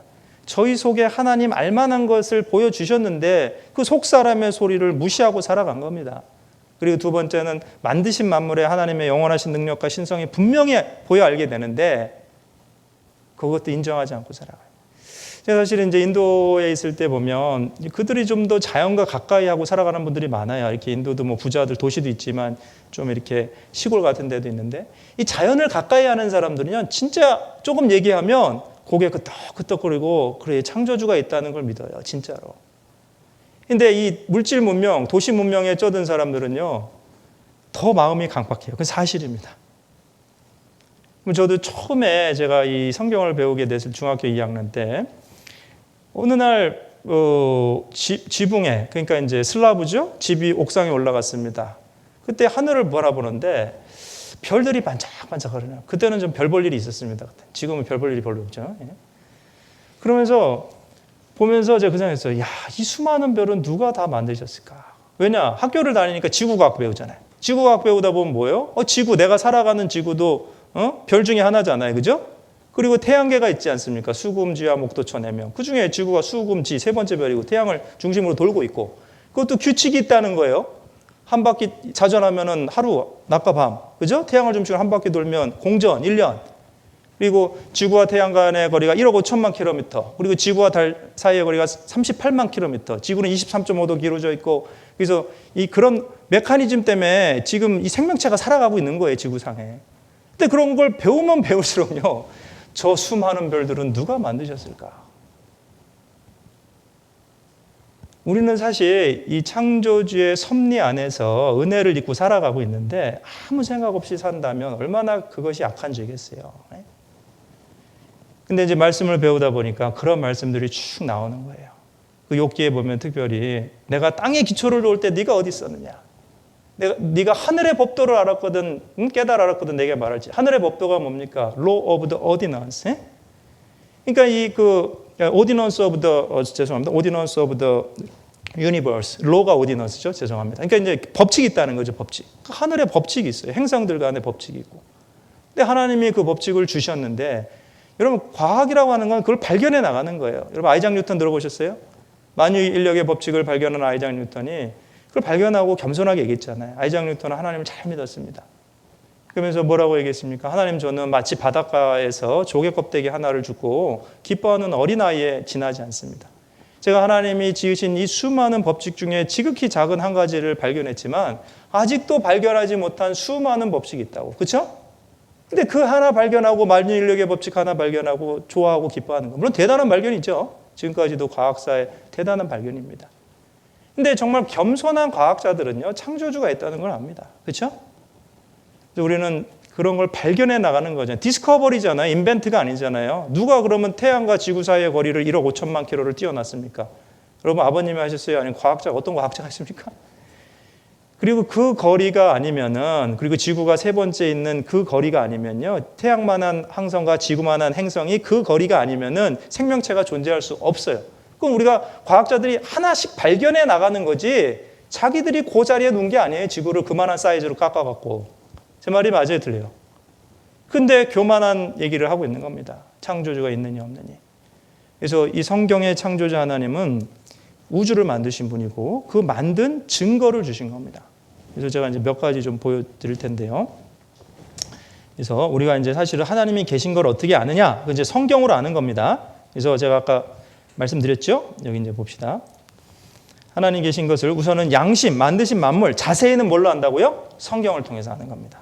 그래서 이제 여기도 보시면 저희를 진리로 거룩하게 하옵소서. 아버지의 말씀은 진리니다. 자, 우리가 진리를 알지니 진리가 우리를 자유케 한다 그랬죠? 그럼 진리가 뭐냐? 말씀이 진리인 거예요. 그래서 하나님의 말씀은 계시라 그러죠. 말씀을 다른 말로 이제 워드라고 하지만 레벨레이션. 레벨레이션은 리빌이잖아요. 리빌이 뭡니까? 원래 빌이 베일이잖아요. 베일은 이렇게 커튼인 겁니다. 리빌 그러면 커튼을 펼치는 거예요. 그러니까 계시라고 하는 건 뭐냐? 감춰졌던 거를 펼쳐서 보여주는 거예요. 그래서 성경 전체를 또 계시라고 또 그래요. 여러분 계시라는 뜻이 미래에 있을 얘기를 하는 것도 계시지만 그 말씀 자체를 계시라 그러는 거예요. 그래서 이제 우리가 하나님을 얼마만큼 아냐면 잘 들어보십시오. 하나님을 어떻게 아냐면 하나님이 보여주시는 계시를 통해서 하나님을 아는 거예요. 그럼 냉정하게 생각해 보세요. 유한한 인간이 무한하신 하나님을 얼마나 알겠어요? 그거는 이게 영어로 얘기하면 이렇게 얘기하는 거죠. As much as he revealed himself through his word. 그게 뭐냐면 하나님이 자신을 말씀으로 계시하신 그만큼 인간이 알 수 있는 거예요. 그래서 아버지의 말씀은 진리입니다. 말씀을 통해서 하나님을 우리가 알고 진리를 발견할 수 있는 겁니다. 그래서 그 말씀이 이제 성경인데요. 그럼 성경이 어떤 책인지 알아봐야겠죠? 자, 디모데후서 3장 16절 같이 읽겠습니다. 모든 성경은 하나님의 감동으로 된 것으로 교훈과 책망과 바르게 함과 의로 교육하기에 유익하니. 그래요. 그래서 이 성경이 이제 구약은 39권, 신약은 27권인데 이 모든 성경이 하나님의 감동으로 됐다. 하나님의 감동이라는 건 뭐예요? 이제 그 성령의 감동, 하나님의 감동. 감동이라는 건 이렇게 움직이게 한다는 거죠. 인스피레이션이잖아요. 그래서 성경을 기록한 사람들을 기자라 그래요. 저자라고 안 하고. 그건 뭐냐? 말씀을 받아서 기록한 겁니다. 그 인간의 개성도 사용하셨고 어떤 주어진 환경과 여건을 다 활용하셔서 하나님의 뜻을 알려주신 겁니다. 그래서 그 기자, 다시 말하면 선지자들, 프로페트, 선지자들이 그 말씀을 받아서 기록한 거죠. 그게 이제 하나님의 감동이라는 뜻이고. 그래서 약 40여 명의 기자죠. 그리고 이제 구약 성경은 예수님 오시기 이전에 약 기원전 1500년부터 기원전 400년경까지, 그다음에 신약 성경은 예수님 오신 이후로 약 100년경까지. 그래서 전체 약 1600년 동안 40여 명의 기자에 의해서 기록된 겁니다. 베드로후서 1장 21절에도 이 말씀 있죠. 같이 읽겠습니다. 예언은 언제든지 사람의 뜻으로 낸 것이 아니요 오직 성령의 감동하심을 입은 사람들이 하나님께 받아 말한 것입니다. 그 성경에는 예언이 많아요. 예언은 물론 기본적인 뜻이 앞으로 있을 일을 또 말씀한다 이런 뜻도 있다 그랬죠. 예언이 이제 크게 두 가지 의미라고 그랬는데, 근데 이 구약 성경에서도 아까 말씀드렸잖아요. 구약이 이제 이걸 제가 차트를 잠깐 한번 보여드릴게요. 구약 성경에 보면 자 구약에 예수님 오시기 이전이잖아요. 자 어떤 사람 제가 들었습니다. 이 실화인데요. 어떤 형제님이 친구를 전도하는데 너 BC가 뭔지 알아? 그래 물어봤답니다. 그래서 BC 카드 아니야? 이랬다는 거예요. 그래서 이제 죄송합니다. 그분 편에 야 이 무식한 BC도 몰라? 그래갖고 전도해갖고 너 성경 강연에 들으면 알 수 있어. 그래갖고 이제 성경 강연에 듣고 구원받았다는 얘기가 있는데요. 어쨌거나 이제 BC가 Before Christ죠. 그래서 기원 전이란 뜻이고 AD는 이제 라틴어입니다. 아노 도미니. 이제 영어로는 In the year of the Lord, 그러니까 주후, 그러니까 주님의 해부터 이렇게 따진 겁니다. 그래서 어쨌거나 우리가 지금 이건 작년 내용인데 2019년이라고 써 있는데 올해가 2020년이잖아요. 이제 이게 예수님이 기준이 된 거죠. 그리고 그 이전에도 역사가 있었어요. 그래서 성경은 기원전 약 1500년경부터 이제 기록됐습니다. 그래서 말씀드렸듯이 구약이 39권, 신약이 27권. 그래서 신구약 성경이 약 1600년간 약 40여 명의 기자, 그리고 하나님이 말씀하셨다는 표현이 약 3800회 이상 나오죠. 그리고 예루살렘, 사마리아, 소아시아, 뭐 여러 지역에서 또 기록 내용은 인류 역사의 시작부터 종말까지, 또 더 중요한 거 뭡니까? 인류 구원의 방법이 기록된 겁니다. 그래서 아까 제가 말씀드렸지만 이 하나님이 말씀하셨다는 내용, 그것이 여기 보세요. 에레미야서, 에스겔서, 요나서, 스파냐서, 스가랴서 보면 여호와께로서 말씀이 에레미야에게 임하여 가라사대, 또 에스겔에게 임하고, 또 여기 요나에게 임하고, 스파냐에게 임하고, 이게 이제 다 선지자 이름이잖아요. 임했다는 건 뭐예요? 하나님이 알려주신 거죠. 그래서 이렇게 알려주신 것을 기록하는 겁니다.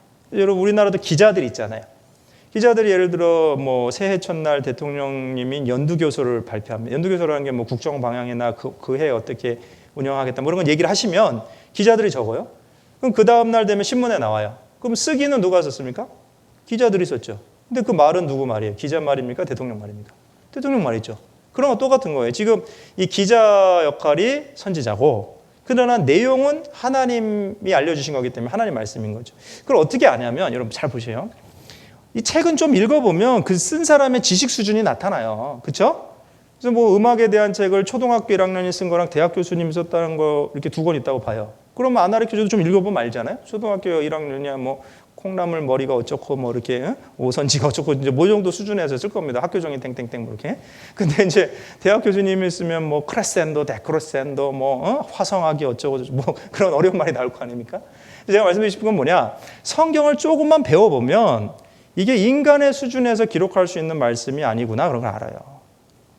그래서 왜 그러냐면 이제 제가 좀 이따 이제 그 창조의 증거 중에 우주에 대한 얘기를 좀 드려볼 건데, 근데 이제 그것이 구약 성경에 기록된 게 많아요. 그럼 구약은 적어도 2000년 전이잖아요. 근데 어떻게 그 2000년 전에 별들의 얘기를 써놨는데 아주 정확한 거예요. 오늘날 천체 망원경으로, 그 다음에 그 허블 망원경이나 전파 망원경 이런 고성능 망원경으로 살펴봤을 때 정확하게 아는 내용이 2000년 전 구약 성경에 기록된 거예요. 이걸 어떻게 설명하겠어요? 그럼 제가 간단하게 우리 한번 생각해 봅시다. 우리 저 천체 망원경까지 갈 필요도 없어요. 이렇게 광학 망원경 있잖아요. 멀리 보는 거. 그거 언제 인류가 발명했습니까? 대략 한 몇 년 됐을까요? 우리 망원경 아시죠? 산에 가서 이렇게 멀리 보는 거. 그게 이제 갈릴레오라고 알려져 있죠. 갈릴레오가 1642년에 죽었습니다. 그러니까 이제 불과 한 400여 년 전. 근데 이제 물론 이제 네덜란드 한센이라는 사람이 있고 뭐 몇 년 전에 또 만들었다. 어쨌거나 뭐 1, 2년 차이입니다, 그거는. 그러니까 이제 17세기잖아요. 근데 이 신약 성경이 완성된 것이 1900년 전이에요. 1세기. 근데 지금 인간이 과학 문명이 발달한 것이 뭐 르네상스 이후라 그래서 불과 400~500년밖에 안 됐다니까요. 근데 이제 신구약 성경을 배워 보십시오. 제가 오늘 지금 뭐 시간이 허락되는 대로 몇 가지 그 창조의 증거를 주로 구약 성경에서 보여드릴 텐데 입이 딱 벌어집니다. 어떻게 2000년 전에 이런 종교 경전이라고 생각했던 구약 성경에서 오늘날 천문학자들이 발견해내고 있는 그것도 고성능 천체망원경을 가지고 그런 내용이 정확하게 기록되어 있느냐. 그건 인간의 지혜가 아니라는 걸 알게 된다니까요. 별을 만드신 하나님의 지혜가 아니면 그걸 알 수가 없는 겁니다. 그래서 이제 좀 성경의 어떤 배경을 좀 이해하셔야 되기 때문에 제가 이제 말씀드린 거고요. 그래서 성경이 어떤 책인지 조금 설명해 드리겠습니다. 네, 세계 판매 1위의 인쇄물, 베스트셀러죠. 우리나라 92년 통계에도 한 해 약 6천만 부 이상이 팔렸어요. 6천만 부. 그 다음에 99년 전 세계 통계에 보면 성서가 5억 8천만 권 정도 반포됐다. 그러니까 한 해 약 6억 권 정도. 그것도 뭐 벌써 20년 전 통계입니다. 지금 더 많이 반포되겠죠. 그리고 2005년도 통계에 보면 성경이 번역된 언어가 약 2377개. 그러면 사실 책에 관해서는 이거 넘버원이죠. 이렇게 많은 언어로 번역된 책이 없습니다. 사실 어떤 종교 공연도. 그리고 계속 늘어나요. 2012년 통계에 2538개, 그다음에 2015년 통계에 2935개. 그래서 이제 이 top 10 most read books in the world라는 게 뭐냐? 과거 50년 동안 가장 많이 판매되고 읽혔던 책 1등부터 10등까지 한 거죠. 1등이 물론 성경입니다. 이쪽이 이제 100만 권 단위니까 100만, 1000만, 억, 10억, 39억. 그 다음에 2등은 이게 100만, 1000만 원, 8억 2천만 권. 2등이 뭐냐? Quotation from Chairman Mao Zedong. 이게 뭐냐? 모택동의 어록이다. 근데 왜 모택동의 어록이 2등이 됐느냐? 중국 사람은 사람 숫자가 많아서. 여러분 이해가 되죠? 그래서 이제 한 사람이 하나씩만 사도 엄청나게 많을 거 아닙니까? 근데 이 성경은 그런 게 아니잖아요. 세계적으로 판매되고 읽힌 넘버원입니다. 다른 어떤 책들과 비교되지 않죠. 39억, 1등이 39억 권이고 2등이 8억 2천만 권이니 뭐 비교가 되겠습니까? 그럼 어떻게 이렇게 베스트셀러고 가장 많이 번역된 책이 됐느냐? 그만큼 권위가 있고 중요한 내용이 있기 때문에 그렇죠. 미국 대통령들도 취임 선서할 때 성경에 손 얹죠. 이거 죄송합니다. 이 특정 회사 이름이 나와서 제가 신문을 카피했는데 이 독일의 유명한 자동차 회사인데 기술적으로 뛰어나다고 자부하면서 도전할 수 없는 유일한 것이 뭐라 그래요? 성경이다. 왜 그러냐? 그만큼 권위를 인정하는 겁니다. 저는 이제 라이프지라고 하는 잡지에 그 세계 100대 역사상의 세계 100대 사건을 모아봤습니다. 뭐 그 달 착륙, 인류의 달 착륙, 나폴레옹 어떤 뭐 유럽 재패 이런 거 다 들어갔는데 1등이 뭐냐? 넘버원이 바로 천년간 100대 사건 1위가 뭐라고요? 성경의 인쇄다. 그래서 그만큼 이 성경이 중요한 책인 것을 우리가 알 수 있죠. 이 세계사 연표를 왜 제가 잠깐 보여드리냐면 여기 보시면 이 성경, 구약 성경에 나오는 헤브라의 왕국, 모세, 이집트 탈출, 그 다음에 사울, 다비드가 다윗이잖아요. 솔로몬, 어때요? 다 구약 성경에 나오는데 이거 실제로 세계사 연표에 나오는 겁니다. 그 얘기는 뭐예요? 실제로 이 헤브라의 왕국, 히브리 왕국이라고 그러죠? 그 유다 왕국이 있은 거예요. 이스라엘이라는 나라가. 그래서 북쪽을 이스라엘, 남쪽을 유다라고 했잖아요.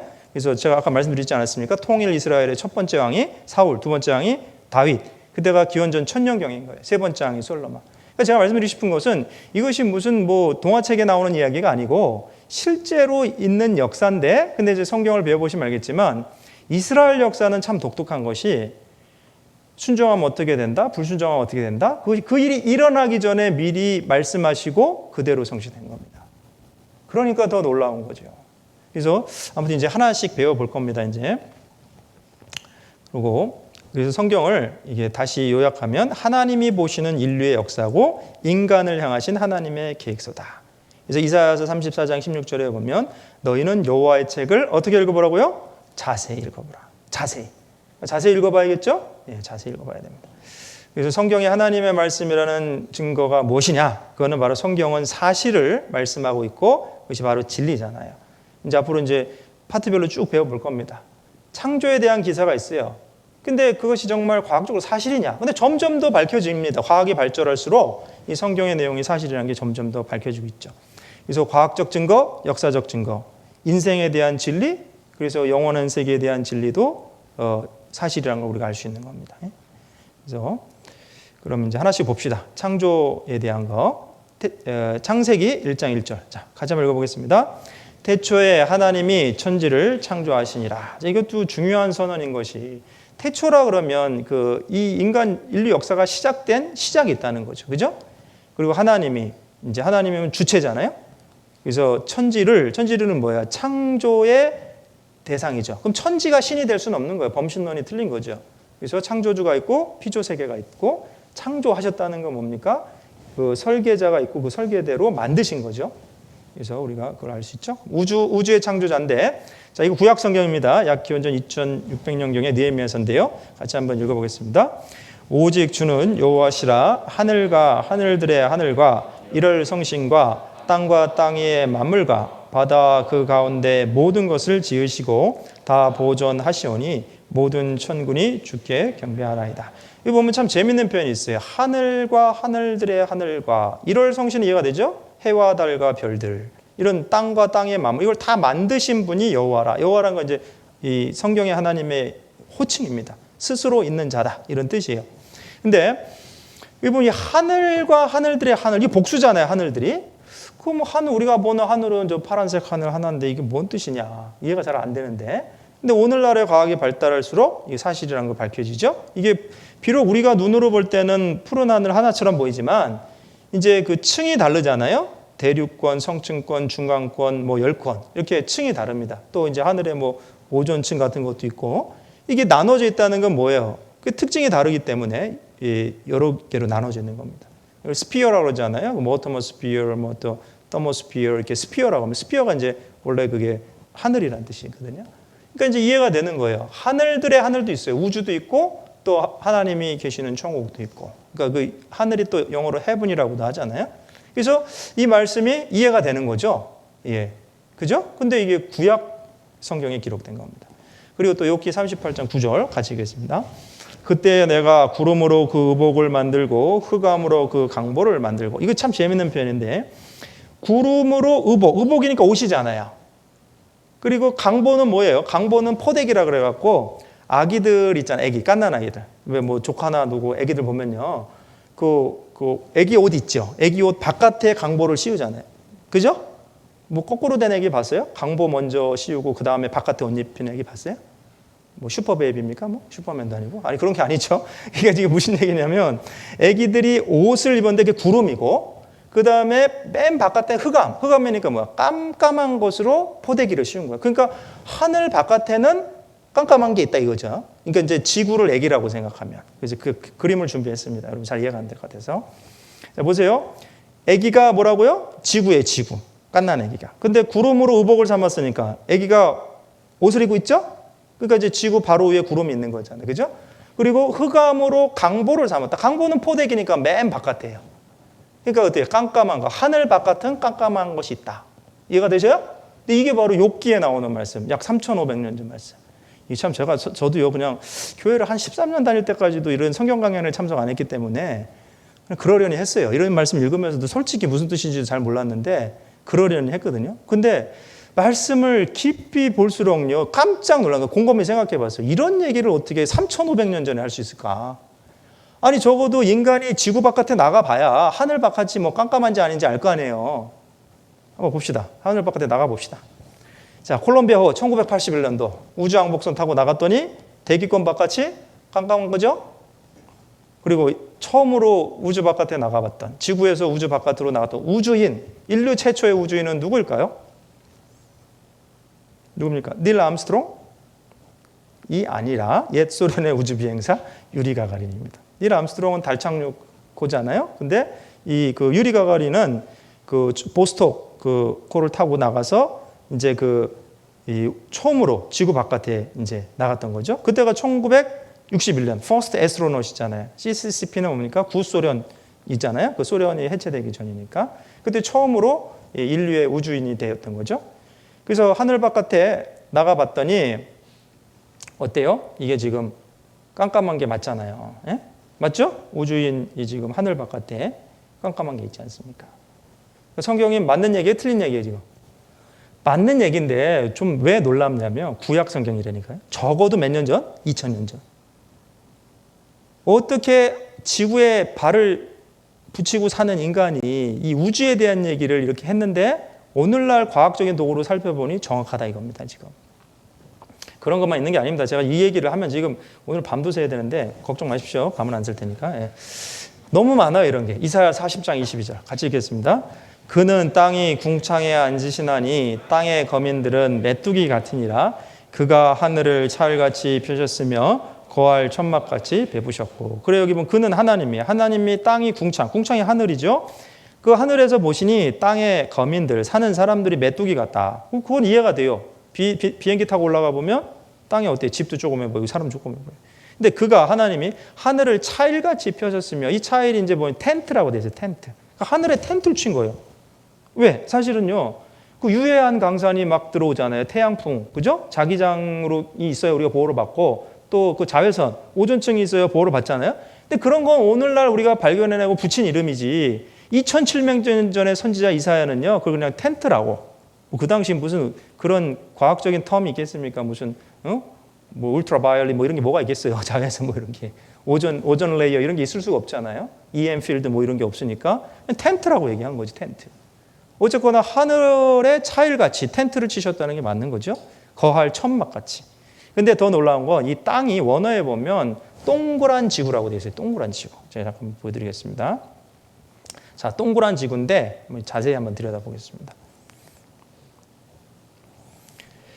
여기 이제 원어에 이게 그는 땅 위 궁창에 앉으시나니 그래서 여기 궁창이 후브라 그래서 그냥 하늘이 아니고 둥근 천장 이런 걸 얘기하는 거예요. 그래서 다른 영어성에 캐노피라고 되어 있는데 여러분 이 사실은 캐노피 제가 공군 장교를 나와서 캐노피가 뭔지 너무 잘 압니다. 이 조종사의 조종석 전투기 조종석을 캐노피라고 얘기하거든요. 그게 왜 그러냐? 둥근 천장이에요. 그게 이해가 되세요?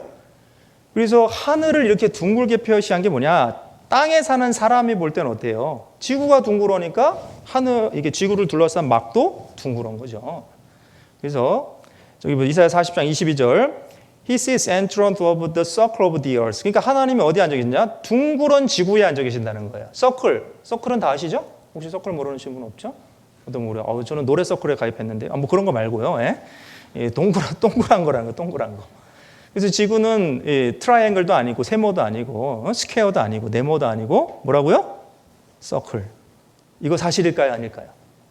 어떤 분이 그래.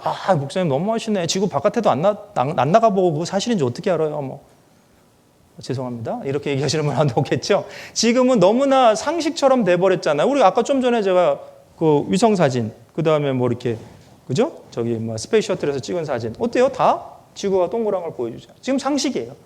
근데 문제는 뭐냐? 2700년 전에 이게 상식이냐고요. 지구에 사는 인간이 말하기를 지구는 동그랗다. 하나님이 그 궁창, 캐노피에 앉아 계신다. 이거는 이 땅에 사는 인간이 말할 수 있는 성격이 아닙니다. 2700년 전에.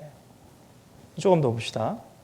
그래서 이 개역 성경에 땅의 궁창 이렇게 돼 있죠. 새 성경에 원형의 지고, 뉴킹 제임스 버전에 The Circle of the Earth 다 동그랗다는 겁니다. 그래서 잠언 8장 27절에도 그가 하늘을 지으시며 궁창으로 해면에 두르실 때 내가 거기 있었다. 이 해면이 뭐예요? 바다 표면인데 이게 참 재밌는 영역본에 보면 He set compass upon the face of the depth. depth니까 이제 바다 깊은 곳에 컴파스를 이렇게 둘러놓은 컴파스. 여러분 컴파스 뭔지 아시죠? 이렇게 동그랗게 치는 겁니다. 근데 그게 왜 바다가 이게 예를 들어 물에 빠졌다고 쳐봐요. 여러분 물에 빠졌다고 쳐봐요. 그럼 물에 빠지면 이게 동그래 보입니까? 평평해 보입니까 지금? 물론 계곡이 좀 있겠지만 이게 울퉁불퉁하겠지만 이 바다를 하나님이 이렇게 바다 표면을 동그랗게 만들었다는 거는 보통 사람이 할 수 있는 얘기가 아니잖아요. 그래서 여기도 보면 다른 번역본에 draw a circle on the face of deep. 그러니까 해면 바다 깊은 곳에 서클을 둘러놓은 거예요. 근데 그걸요 지구 바깥에서 바라보면 이해가 돼요. 자 보세요. 지구 바깥에서 보면 물이 쏙 빠져도 어때요? 이 안에 이 해면을 쭉 두르면 어떻습니까? 자 둘러볼까요 그럼? 자 이렇게 해면을 두르면 어때요? 해면을 두르면 바다 동그랗죠? 컴파스 맞죠? 이해되세요? 저만 이해되는 거 아니죠? 예. 그러니까 제가 말씀드리고 싶은 건 뭐냐? 지금 보여드린 말씀들이 다 구약 성경이라는 거예요. 잠언, 이사야서, 욥기 전부 다 구약 성경입니다. 적어도 2000년 전.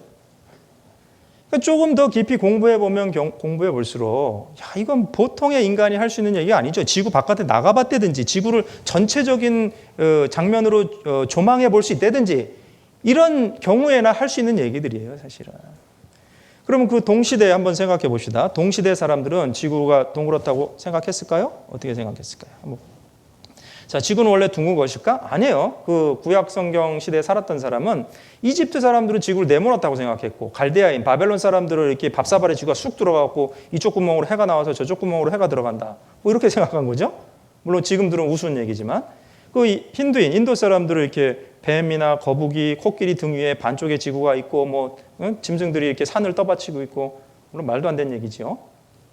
그리고 근데 어때요? 성경, 동시대의 성경만 2700년 전의 성경이 또 3500년 전의 성경이 지구가 동그랗다고 얘기하고 있는 겁니다. 우리 좀 깊이 생각해 보면 도대체 어떤 성경은 어떤 책이길래 이런 이야기를 할 수 있는가? 물론 창조주의 말씀입니다.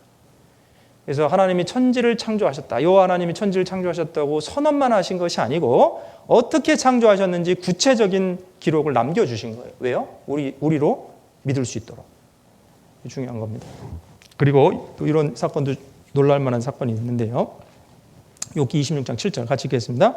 그는 북편 하늘의 허공에 펴시며 땅을 공간에 다시며. 여기 보시면 He stretched out the north of empty space. 그러니까 이게 북쪽 맞죠? 북쪽에 empty space니까 뭐예요? 굉장히 빈 공간, 별이 별로 없는 공간을 만들어놨다. 근데 사실 이 얘기가요. 1981년 전까지만 해도 무슨 얘기인지 잘 모르는 겁니다. 그리고 뒤에 나오는 얘기는 뭐 조금 이해가 돼요. He hangs the earth on the nothing. 그가 땅이 뭐야? 지구죠? 지구를 공간. nothing이 뭐예요? 그럼 지구가 어때요? 가벼워요? 무거워요? 어떻게 생각하십니까? 대답 안 하시네. 여기 앉아 계신 분이 100명만 돼도 1인당 50kg면 어때요?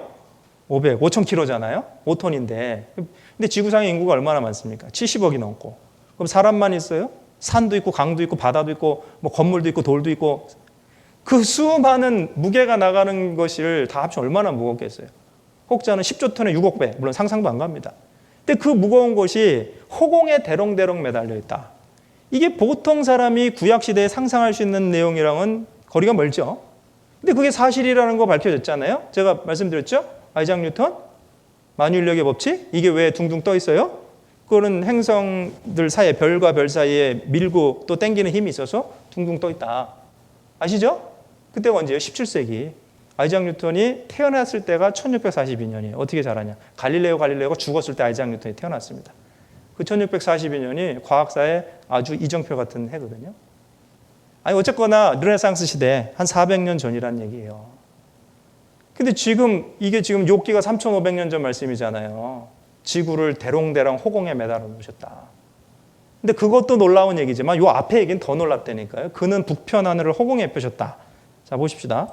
1981년이 됐을 때 고성능 천체망원경을 가지고 북쪽 하늘을 봤더니 자 북두칠성 뒤에 지름이 3억 광년이나 되는 별도 별로 없이 텅 빈 상태가 발견이 된 거죠.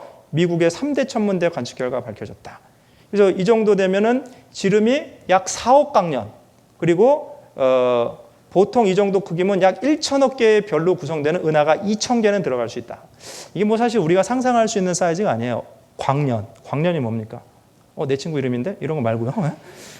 그거는 빛이, 죄송합니다. 조시는 분이 있을까 봐. 빛이 1년 동안 갈 수 있는 거리예요. 빛은 1초에 30만 킬로미터를 가는데 억광년은 빛이 1억 년 동안 갈 수 있는 거리를 1억 광년이라고 그러는 겁니다. 우리의 상상을 초월하는데, 근데 이제는 이제 고성능 천체망원경으로 봤는데 이 정도 거리의 별이 별로 없어요. 그것도 북두칠성의 뒤. 북쪽 맞죠? 이게 특이한 거예요. 굉장히 특이한 게 자꾸 밝혀집니다, 지금. 자, 보세요. Best Space Hole May Test Theory. 홀은 뭐예요? 아시죠? 구멍이에요. 거대한 구멍이 이론을 시험할지 모른다. 이론이 뭐예요? 그동안은 빅뱅 티어리, 빅뱅 이론으로 우주 형성의 원리를 사람들이 생각했죠. 근데 그건 이론이에요. 검증된 것이 아니고 이론입니다. 근데 점점 관측 사실은 그 이론이 잘못됐다는 것을 얘기해 주고 있는 거죠. 제가 좀 이따 설명해 드릴 겁니다. 그래서 지금 또 이제 2007년에 그 지름이 이번에 10억 광년, 아까 4억 광년인데 그 별도 별로 없는 그런 초대형의 구멍이 발견됐다. 그리고 미네소타 대학 연구진들은 여기 10억 광년이라고 그랬죠? 여기 보시면 로렌스 루드리 윤리한 것은 이 지역의 암흑 물질뿐만 아니라 별, 은하, 가스와 같은 보통 물질도 존재하지 않는 공간이다. 이렇게 큰 것이 발견된 것은 처음이다. 근데 자꾸 발견이 돼요. 여기 뭐 이걸 void라고 하는데 void. void는 특정 전체가 희박한 공간에 빛을 내지 않은 암흑 물질이 채워진 장소다. 북두칠성과 목동자리 뒤 약 4억 광년의 위치. 그 다음에 2015년 하와디 연구팀 슈퍼보이드, 2007년 미네소타 연구팀 거대한 냉점. 그래서 이게 빅뱅 모델의 근간이 우주 균질성의 근본이 흔들렸다. 이제 제가 설명해 드릴게요. 이게 왜 우주 빅뱅 모델이 자꾸 흔들리고 있느냐 설명해 드릴게요. 이런 겁니다. 우주 형성의 그 모델을 두 가지로 이렇게 생각해 봅시다. 그래서 하나는 이건 A는 이론이에요. theory, 이론, 빅뱅 이론. B는 관측 사실, 관측. 근데 빅뱅 이론이란 건 뭐냐? 어느 순간에 대폭발이 있었고 뻥 터졌는데 별들이 흩어졌는데 어디를 자르든지 동일한 밀도로 흩어졌다. 이게 우주 균질설이잖아요. 그죠? 이 이론입니다. 근데 지금 관측 사실 슈퍼망원경이 자꾸 발달해서 보니까 이 북쪽 north, 북쪽 하늘은 별도 별로 없는 공간이 어떤 경우는 4억 광년, 어떤 경우는 10억 광년 이렇게 자꾸 발견이 되는 거예요. 그러면 여러분 생각해 보세요. 빅뱅 이론과 관측 사실 A와 B는 전혀 같지 않습니다. 그러면 여러분 생각해 보세요. 이론, assumption, 그냥 theory, hypothesis 이걸 믿으랍니까? 눈으로 보고 지금 관측된 걸 믿으랍니까? 눈으로 보고 관측된 것은 성경에 먼저 예언된 말씀이에요. 욥기에. 도대체 이 성경 어떻게 알았을까? 1981년이 돼서야 비로소 처음 관측된 이 내용이 어떻게 욥기서에 기록되어 있을까? 좀 생각해 봐야겠죠. 그래서 이런 내용을 우리가 정말 좀 깊이 생각해 보면 정말 창조주가 없는 것일까? 하나님이 천지를 창조하셨다 그러고 아무런 증거를 우리에게 주시지 않은 것일까? 그렇지 않잖아요. 그래서 여러분들이 조금 더 냉정하게 생각해 보십시오. 정말 로마서 1장에 있는 대로 스스로 지혜롭다고 하나 우준한 자가 되어 썩어져 버릴 금수와 버러지의 영광을 하나님의 영광과 바꿔버렸다. 우리가 그렇게 살면 안 되잖아요. 나중에 정말 하나님 앞에 설 텐데 내가 하나님 계신 거 몰랐습니다. 이 변명 못 한다니까요. 조금만 생각해봐도 변명할 수 없습니다. 그리고 지금 우리가 살아가는 시대는 너무나 많은 증거가 우리 눈앞에 드러나고 있는 시대인데 믿을 만한 증거를 주셨습니다. 우리에게. 그죠? 그래서 또 좀 보십시다. 더 욥기 38장 31절입니다. 또 같이 읽겠습니다. 내가 묘성을 메어 떨게 되게 하겠느냐? 삼성의 띠를 풀겠느냐? 자, 이 묘성은요, 그 플레이아데스 별자리라고 합니다. 육안으로 보면은 6개 내지 7개의 별이 보여요. 그래서 육광성 혹은 칠광성 이렇게 불리는데, 근데 이제 이 그 고성능 천체망원경을 가지고 들여다보면 이 6개, 7개가 떨어져 있는데, 근데 하나를 자세히 들여다보면 각각의 별이 이렇게 클러스터, 별 덩어리, 여러 가지 그 새끼 별들이 가득 들어차 있는 그 별 덩어리죠. 그래서 이 묘성을 메어 떨게 되게 하겠느냐, 이게 무슨 뜻이냐면 이제 좀 제가 설명드리기 위해서 자료를 보여드리겠습니다. 그러니까 원래 떨기별로 만드신 거예요, 하나님이. 근데 이 사람들이 볼 때는 그냥 떨어져 있는 것처럼 보이죠. 왜? 너무나 멀리 있으니까 지구에서 볼 때. 육안으로 보면은 이게 그냥 떨어져 있는 별처럼 보이는 거예요. 근데 원래 하나님은 떨기별. 떨기별이 뭐예요? 마치 포도 한 송이 이렇게 그다음에 무슨 떨기를 어떻게 표현해야 될까요? 떨기 이렇게 주머니 안에 무슨 작은 구슬들이 막 들어있는 뭐 그렇게 만들어 놓으신 거 원래. 그래서 이제 영어로 제가 좀 보여드릴게요. Can you bind the beautiful Pleiades? 이제 위에서 봅시다. 이게 너는 인간이죠. 욥한테 말씀하시는 거예요. 인간, 너는 이 그 아름다운 그 플레이아데스 별자리를 묶을 수 있냐? 근데 이게 이제 이 NIV이고 뉴킹 제임스 버전에 보면 Can you bind the cluster of the Pleiades? 이 클러스터라고 돼 있잖아요. 제가 이거 보고 너무 바꿨습니다. 제가 아까 말씀드렸지만 제가 공군에 있을 때 이제 무기를 이렇게 다룬다기보다 아무튼 그걸 추천해 주는 일을 하는데 이 폭탄 중에 클러스터 밤이라고 있어요. 클러스터. 그거는 뭐냐면 큰 폭탄 안에 자탄이라 그러는데 새끼 폭탄이 막 들어있는 거예요. 그거는 이제 항공기에서 뚝 떨어뜨리면 어떤 경우에는 내려가면서 쫙 펼쳐집니다. 그러면 이제 땅에 있는 그 타겟들이 뭐 이렇게 그 반경 뭐 몇 미터 혹은 뭐 이렇게 그 몇백 미터 이렇게 쫙 그 다 죽는 거죠. 쉽게 얘기하면. 무기 자랑하는 게 아니고 아무튼 이제 클러스터를 설명하기 위해서 제가 이런 말씀드립니다. 그게 클러스터 밤이에요. 클러스터 밤이라는 거는 이 큰 그 껍데기 안에 쬐그만 폭탄이 여러 가지 있는 거예요. 근데 지금 이 클러스터 그런 뜻이거든요, 지금. 제가 왜 말씀드리냐면 한국말만 보면 조금 이해가 안 되는 게 있어요. 그죠? 그래서 정확하게 설명해 드리려고. 처음부터 클러스터로 만드셨다니까 이 그 플레이아데스는요. 근데 이 말씀이 지금 어디 있냐면 욥기에 있다니까요. 구약 성경에 최소 2000년 전에. 제가 조금 있다가요. 우리 저기 그 우주선 타고 여기 묘성에 가볼 겁니다. 제가 보내드릴게요. 좀만 기다리세요. 예. 진짜 클러스터인지 아니지. 예. 그래서 이 플레이아데스 별자리는 육안으로만 보면 7개의 별밖에 보이지 않아 7을 뜻하는 플레이아데스라고 하며 7잠의 별이라고도 불렸다. 근데 현대에 관측된 바에 따르면 어떻다고요? 실제로는 약 5천여 개의 별 집단으로 이루어진 산계 성단이며 우주 공간에 함께 움직임이 하게 돼요. 산계 성단, 성단이 별의 무리라는 뜻이에요. 그래서 봅시다. 그래서 이건 설명이 됐고, 그래서 이게 산계 성단. 자, 그냥 육안으로 보면 어때요? 하나, 둘, 셋, 넷, 다여, 일곱. 좀 몇 개 반짝반짝이는 것처럼 보이죠? 각각의 별처럼 보인다. 그러나 하나를 이렇게 자세히 들어가 보면 이 안에 적어도 3,000개, 200개에서 3,000개 가량의 별들이 있다는 거죠. 한번 봅시다. 그리고 삼성은 뭐냐? 이건 오리온 별자리입니다. 근데 이제 오리온 별자리는 뭐라고 아까 말씀하셨습니까? 네가 Can you lose the cords of Orion? 그거는 뭐냐? 삼성의 허리의 띠. 이게 코드가 뭐냐면은 코드가 이제 허리띠를 얘기합니다. 허리띠를 풀겠느냐? 이 뜻은 뭐냐면 이 육안으로 보면 이 그 왜 오리온 자리의 허리띠라고 그랬냐면 용사 모양이거든요. 오리온 자리가. 그래서 그 싸우는 사람, 브레이브맨 용사인데 그 벨트에 해당하는 별 3개에서 4개가 딱 붙어 있는 것처럼 다닥다닥 붙어 있는 것처럼 보여요. 근데 실제로는 굉장히 멀리 떨어져 있는 거예요. 더 놀라운 것은 지금도 풀려가고 있어요. 지금도.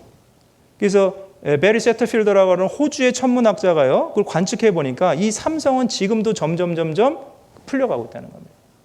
근데 지금 이 말씀은 욥기에 나오는 약 3,500년 전 말씀이에요. 제가 그것도 설명해 드릴게요. 그래서 묘성, 자 오리온. 또한 오리온이 묘성이 아니죠? 삼성. 예. 또한 오리온 자리의 벨트 부분에 있는 3개의 별, 오리온 벨트, 삼태성, 삼성으로 불리며 눈으로 보면 서로 가까이 있는 것처럼 보이는 별들. 그러나 1900년대에 와서 실제로 각각의 별들은 멀리 떨어져 있고 풀려 있는 별임이 발견되었습니다. 여기 자 용사잖아요. 근데 어때요? 3개. 허리띠 붙어 있는 것처럼 보이죠? 근데 실제로는 어떠냐? 이게 이 각도 때문에 붙어 있는 것처럼 보이는 거예요. 지구에서 이렇게 바라볼 때 각도가 붙어 있는 것처럼 보이지 실제로는 멀리 떨어져 있다 이겁니다. 그래서 실제로 이렇게 떨어져 있잖아요.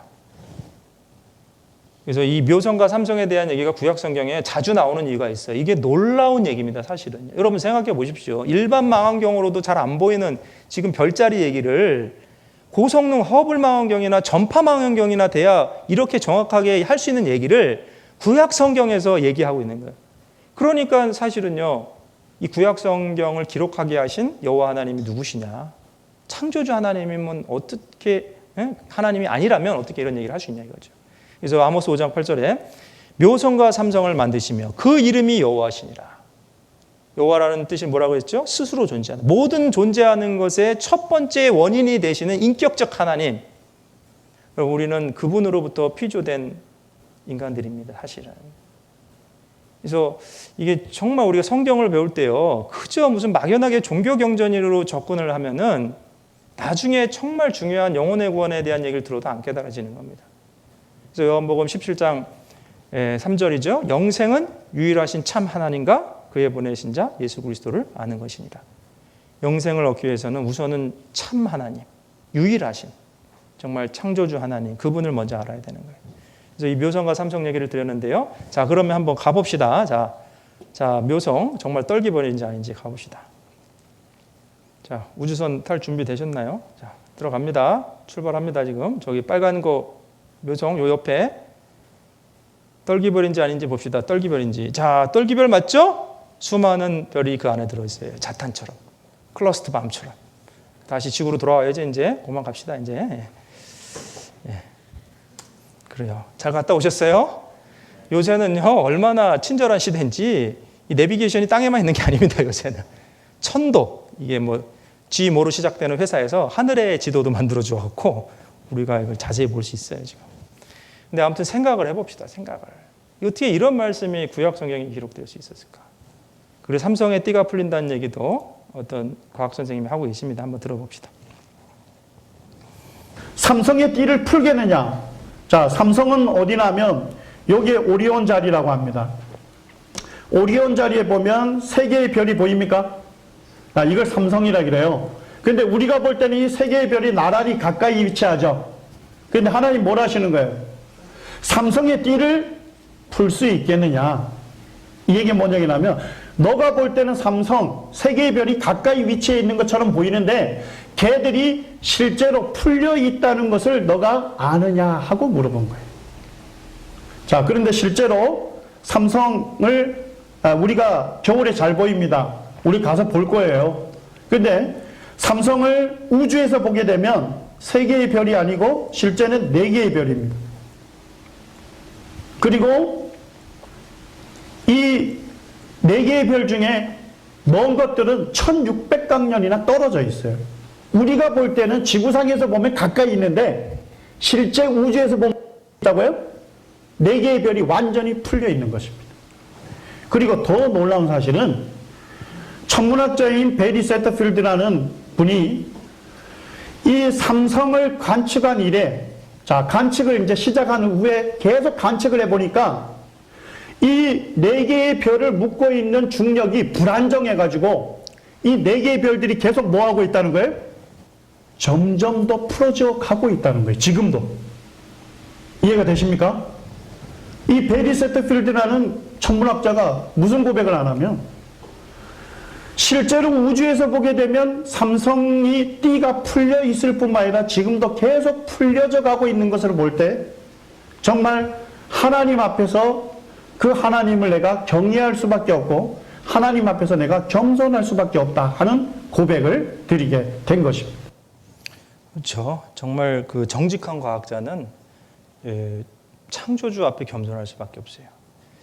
아인슈타인도 그런 얘기를 했습니다. 그 첫 번째 원인은 과학의 영역에서 증명할 수 있는 부분이 아니다. 그래서 그 신이 없는 과학은 뭐라고 그랬습니까? 절름발이고 과학이 없는 종교는 맹신이다. 근데 오늘날은 이 과학적인 도구로 우리가 정말 성경에 나타난 이 창조의 증거가 더 많이 밝혀지고 있잖아요. 그래서 우리가 정말 겸손하게 이 창조주에 대해서 생각해 본다면 정말 창조주가 계시고 피조세계가 있구나. 그걸 우리가 인정할 수밖에 없습니다. 그래서 이 창세기 1장 1절의 말씀이 사실은 굉장한 선언인 거죠. 한번 다시 정리해 봅시다. 태초에라는 선언은 시작도 없고 끝도 없다는 것과 틀립니다. 시작이 있었어요. 하나님이라고 하는 건 뭡니까? 한 분이신 인격적인 하나님이죠. 그에게는 무신론도 아니고 다신론도 아니고 물질이 신이 될 수도 없습니다. 천지를이라는 건 뭡니까? 피조의 대상이잖아요. 그것은 이 자연이 신이 될 수 없어요. 범신론이 옳지 않죠? 창조하셨다는 건 뭡니까? 진화되지 않았다는 겁니다. 그 모습 그대로 설계되고 창조된 겁니다. 그래서 이제 그 다음에 이제 우리가 또 좀 생각해 볼 게 있는데요. 우선 이사야 40장 26절 읽겠습니다. 같이 읽겠습니다. 너희는 눈을 높이 들어 누가 이 모든 것을 창조하였나 보라. 주께서는 수요대로 만상을 이끌어내시고 각각 그 이름을 부르시나니 그의 권세가 크고 그의 능력이 강함으로 하나도 빠짐이 없느니라. 그래요. 그래서 우리가요 좀 아무튼 너무 바쁘게 살지만 좀 때로는 하늘을 좀 쳐다보셔야 됩니다. 그렇죠? 우리 짐승들은 어때요? 개나 돼지나 땅만 보고 살잖아요. 먹을 거 없나 어디 코를 이렇게 땅에다 대고 킁킁거리면서. 근데 요새는 사람들도 그런 비슷한 모습으로 살아갑니다. 오로지 육체적인 만족을 위해서 먹을 것만을 찾아서. 이제 그럴 것이 아니고 우리는 하늘을 쳐다봐야 돼요. 너희는 눈을 높이 들어 누가 이 모든 것을 창조했나 보라. 그럼 인간 하늘을 이렇게 볼 수 있죠? 짐승은 그런 짐승이 거의 없습니다. 그죠? 그래서 우리가 그 하늘을 볼 때 무슨 생각을 해야 되냐? 창조주가 계신다. 만상이 뭐예요? 이 별을 포함한 1월 성신, 그 모든 것을 창조하신 분이 계십니다. 그리고 이제 인간에 대해서 생각해 봤는데, 그럼 인간은 그러면 이 육체가 전부냐? 그렇지 않습니다. 그래서 인간에 대해서 우리가 좀 생각해 봐야 되는데, 영혼이 있다 그랬죠? 자, 어디서 왔다 어디로 가는가? 인간의 몸은 흙에서 와서 흙으로 갑니다. 그래서 돌아가는 거예요. 흙에서 와서 흙으로 가죠. 근데 영혼은 어떤가? 주신 하나님께로 와서 하나님 앞에 설 날이 있다는 거예요. 전도서 12장 7절이 그것을 얘기하고 있습니다. 같이 읽겠습니다. 흙은 여전히 땅으로 돌아가고 신은 그 주신 하나님께로 돌아가기 전에 기억하라. 돌아간다 그랬잖아요. 아까 말씀드렸죠? 누가 돌아가셨습니다. 뭐 그 흔하게 쓰는 말이 이 성경에서 지금 기록되어 있지 않습니까? 돌아갑니다. 흙은, 몸은 흙으로 돌아가요. 화장을 하든 땅에 묻히든 시간이 지나면 썩고 그 흙으로 돌아갑니다. 그래서 놀라운 거는 이 오늘날 과학자들이 그 인체를 구성하는 광물질을 화학적으로 분석해 본 결과 뭐라고 그랬습니까? 흙과 같은 물질이라는 사실이 밝혀졌다. 155파운드 무게의 사람을 광물질로 따지면 155파운드니까 어느 정도 될까요? 한 450g이 1파운드니까 한 80kg 정도 될 것 같은데요. 그죠? 근데 이 사람을 광물질로 따지면 1.98달러.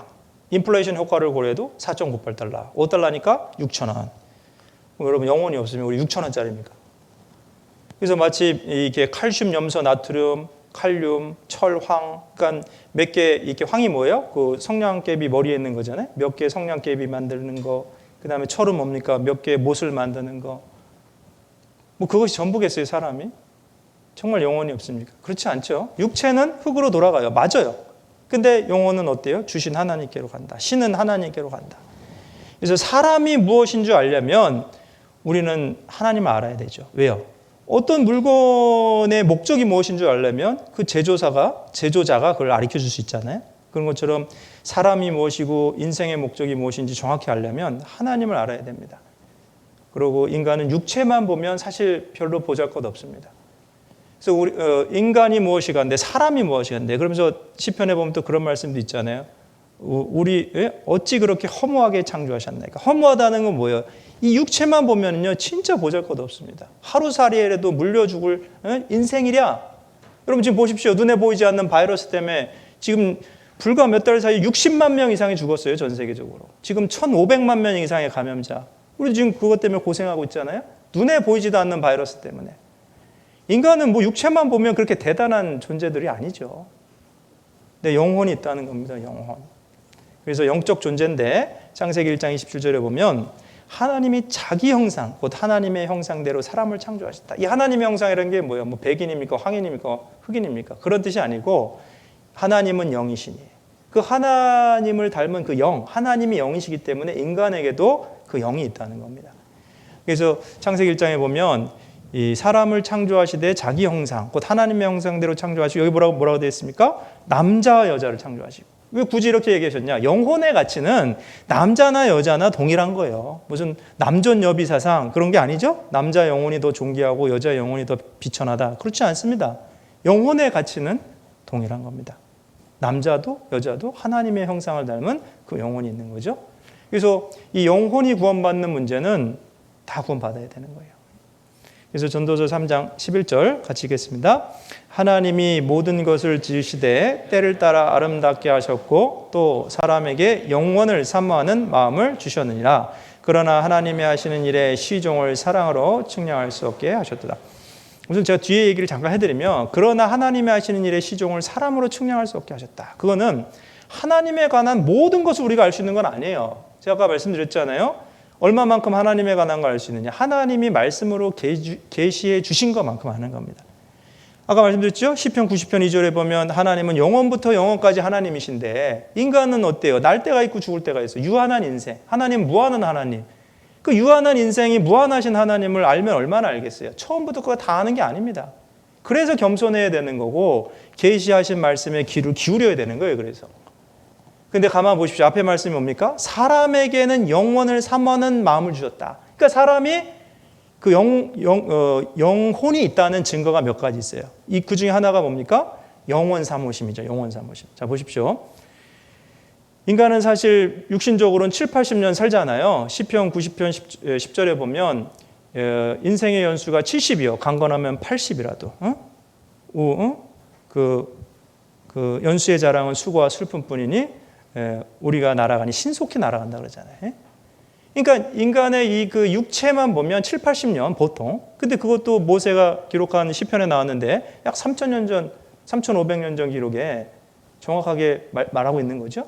근데 가만 보세요. 7, 80년 사는 인생이, 유한한 인생을 사는 인생이 영원을 사모하잖아요.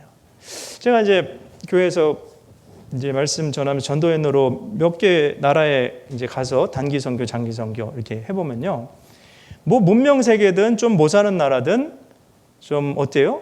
사실은 이 문화적으로 비슷한 게 있습니다. 이게 뭐냐? 영원을 사모하는 마음이 다 있어요. 그래서 이제 대중가요. 이게 무슨 기독교 복음성가가 아니고 대중가요에 있잖아요. 영원히 살고 싶다는 노래가 많이 있습니다. 우리나라도 그렇잖아요. 뭐 들어보셨나 모르는데. 영원히 행복하게 살고 싶소. 뭐 들어보셨어요? 찬송가 아닙니다, 이거. 그러니까 사람이 왜 7, 80년 사는 인생이 영원을 사모하느냐. 그게 이제 아까 말씀 봤잖아요. 전도서 3장 11절에 하나님이 인간에게 뭘 주셨다고요? 영원을 사모하는 마음. 그럼 가만 보세요. 제가 아주 냉정하게 질문 드려보겠습니다.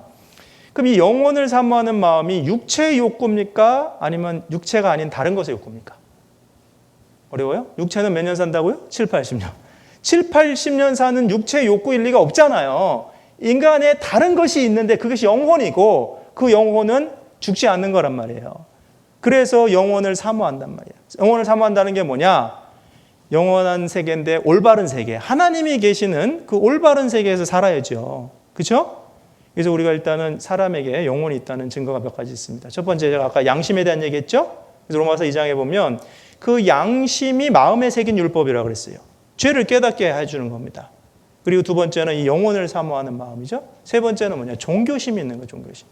종교심은 신을 찾는 마음입니다. 그래서 뭐 어떤 원숭이가 기도했다는 얘기 들어봤습니까? 코끼리가 제사 지냈다는 얘기 들어봤습니까? 동물에게는 없는 그 신을 찾는 마음이 있어요. 그래서 우리가 그걸 좀 가만히 생각해 보면 그렇기 때문에 중요한 문제가 있습니다. 자, 여러분 보세요. 양심이 있어서 죄책감을 느낍니다. 그러니까 죄사함을 받아야 되는 거예요. 그리고 영원한 세계를 사모하기 때문에 영생을 얻어야 되는 거예요. 참다운 영생을. 그렇죠? 그리고 또 뭐 있어요? 한 가지가? 종교심. 그러니까 진짜 하나님을 만나야죠. 유일하신 참 하나님. 참 하나님. 참 기름이 있듯이 참 하나님 있습니다. 아시죠? 예. 그러니까 참 하나님을 만나야 되고 죄사함을 받아야 되고 영생을 얻어야 되는 거예요. 그것이 사실은 진리 안에 다 들어있어요. 물론 이제 지금 우리가 이제 앞으로 배워가면서 이거 과정이잖아요. 마지막 날 다 정리될 겁니다. 근데 중요한 것은 desire, 갈망하셔야 됩니다. 하나님이 모든 사람이 구원을 받으며 진리를 아는 데 이르기를 갈망하듯이 인간 편에서도 진리를 알기를 갈망해야 돼요. 그래야지 손바닥이 마주쳐서 소리가 나는 겁니다. 그래서 사람에게 영혼이 있고 죽음이라고 하는 것은요, 끝나는 게 아닙니다. 죽을 때 영혼이 몸에서 빠져나오죠?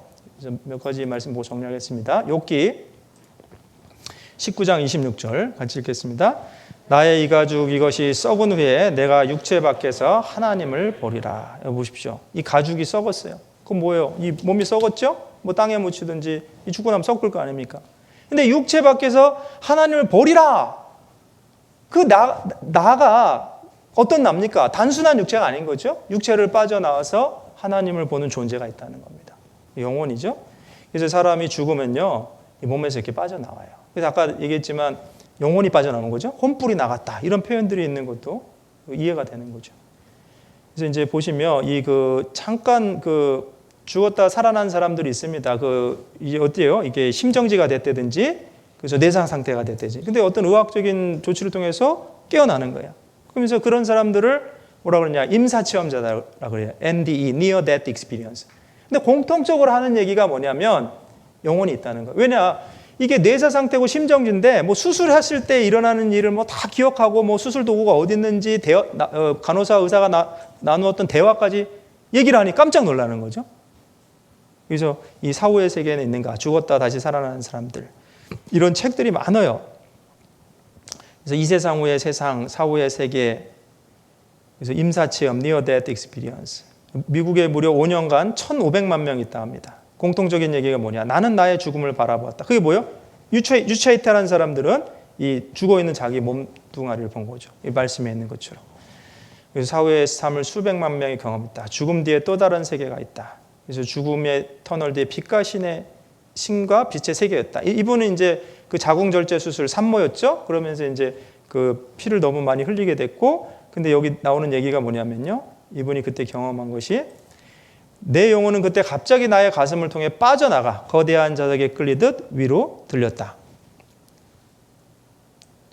나는 천정 근방에 떠 있었다. 자유로움이 끝갈 데 없는 듯 했다. 아래를 내려다보니 누군가 죽어 있었다. 누워 있었다. 내가 가보니 누군가 죽어 있었다. 그것은 바로 나의 죽은 몸뚱이였다. 그러니까 본인이 이제 죽은 몸을 본 거죠. 그렇죠? 그래서 아무튼 이 그 네 가지 공통적인 현상이 있다고 하는데요. 유체 이탈, 파노라마 현상, 빛의 터널 현상, 뭐 또 강을 건너가는 뭐 이런 모습들이 있는데 많은 사람들이 경험했답니다. 그래서 인생이 이렇게 짧은 순간에 의식을 잃어가는 순간에 순식간에 중요한 사건들이 다 지나갔다든지 저 개인적으로 경험했는데 뭐 자세히 말씀드리기 그렇고 아무튼 그래서 이 사후의 세계는 분명히 있습니다. 그래서 죽는 것이 끝이 아니죠. 한 번 죽는 것은 사람에게 정하신 것이요. 그 후에는 심판이 있다. 여러분 생각해 보십시오. 죽음이 끝이 아니고 또 인간에게 몸만 있는 것이 아니고 영혼도 있고 이 영혼은 하나님 앞에 서야 되고 그리고 심판이 있고 그래서 우리가 구원이라는 것을 받는 게 뭐냐면요. 이 그 죽기 전에 우리가 구원을 받고 하나님의 관계가 회복이 되어야지만 그 아까 말씀드린 그 진리가 자유롭게 우리를 만드는 겁니다. 죽음의 두려움에서도 우리를 자유롭게 되고 그래서 의미 있는 삶으로 또 살아갈 수 있는 겁니다. 그래서 아무튼 이 말씀을 이번에 배우시게 되었는데 정말 저는 그렇게 생각해요. 너무나 값진 기회를 가지신 겁니다. 근데 모든 것이 그래요. 똑같은 상황인데 누구에게는 복된 시간이 되고 누구에게는 평범한 시간이 되느냐. 누가 차이를 만드느냐. 여러분 어떻게 생각하세요? 설교자가 차이를 만듭니까? 듣는 사람이 차이를 만듭니까? 여러분 똑같은 자리에서요. 예수님 십자가에 두 명의 강도가 같이 있었죠? 한 사람은 낙원에 네가 나와 함께 오늘 나와 함께 낙원에 있으리라 축복을 받고 다른 한 강도는요. 마지막까지 불평하고 원망하고 저주하고 자기 죄로 말미암아 형벌로 인생을 마쳤습니다. 그래서 예수님 당시에도요. 많은 사람들에게 그런 얘기를 했어요. 들을 귀가 있는 자는 들을지니라. 그럼 귀는 다 있는데요. 그럼 귀 다 있죠? 근데 들을 귀는 뭡니까? 귀를 기울여서 내게 나와 들으라. 그리하면 너희 영혼이 살리라. 귀를 기울이고 듣는 그 귀를 얘기하는 거예요. 그래서 다시 한번 말씀드리지만요. 다른 사람을 위해서 말씀 듣는 게 아닙니다. 이 가운데는 구원의 확신이 있는 분도 있고 진리를 올바로 알고 참으로 하나님과의 교제를 기쁨 가운데 하는 사람들이 있을 거예요. 그렇기 때문에 다른 친구들을 소개해 주실 겁니다. 이 말씀으로. 이젠 중요한 건 누굽니까? 내 자신. 여러분 이 말씀을 듣는 한 분 한 분이 중요한 거거든요. 그래서 관심을 갖고 올바로 듣는다면 이 집회가 마쳐졌을 때 정말 영생의 그 진리를 깨닫고 또 하나님과의 관계가 회복돼서요. 아무튼 참된 삶을 더 살아가실 수 있을 거라고 생각합니다. 그래서 아무튼 이제 오늘 처음 시작했는데요. 5일간 그 집회에 빠지지 않고 잘 들어주시면 좋겠습니다. 같이 기도하시겠습니다. 하나님 감사합니다. 오늘 귀한 기회를 주시고 저희들을 말씀 앞으로 불러주셨습니다. 하나님께서는 지금도 이 진리를 찾는 자들을 찾고 계시고 또 우리에게 귀한 진리를 전해주고 계십니다. 참으로 저희 마음을 열어주시고 또 하나님이 간절히 원하시는 것처럼 또 저희에게도 간절히 원하는 마음을 주시고 또 이 진리의 말씀으로 진정한 자유를 얻고 행복한 삶을 살아갈 수 있도록 하나님 우리 모두를 축복하여 주시옵소서. 이제 마치고 돌아가는 시간입니다. 돌아가는 발걸음 지켜주시고 계속해서 말씀 배울 수 있도록 도와주시옵소서. 오늘 함께해 주신 것 감사드리며 우리 주 예수님의 이름으로 감사하며 기도드렸습니다. 아멘. 네, 수고하셨습니다.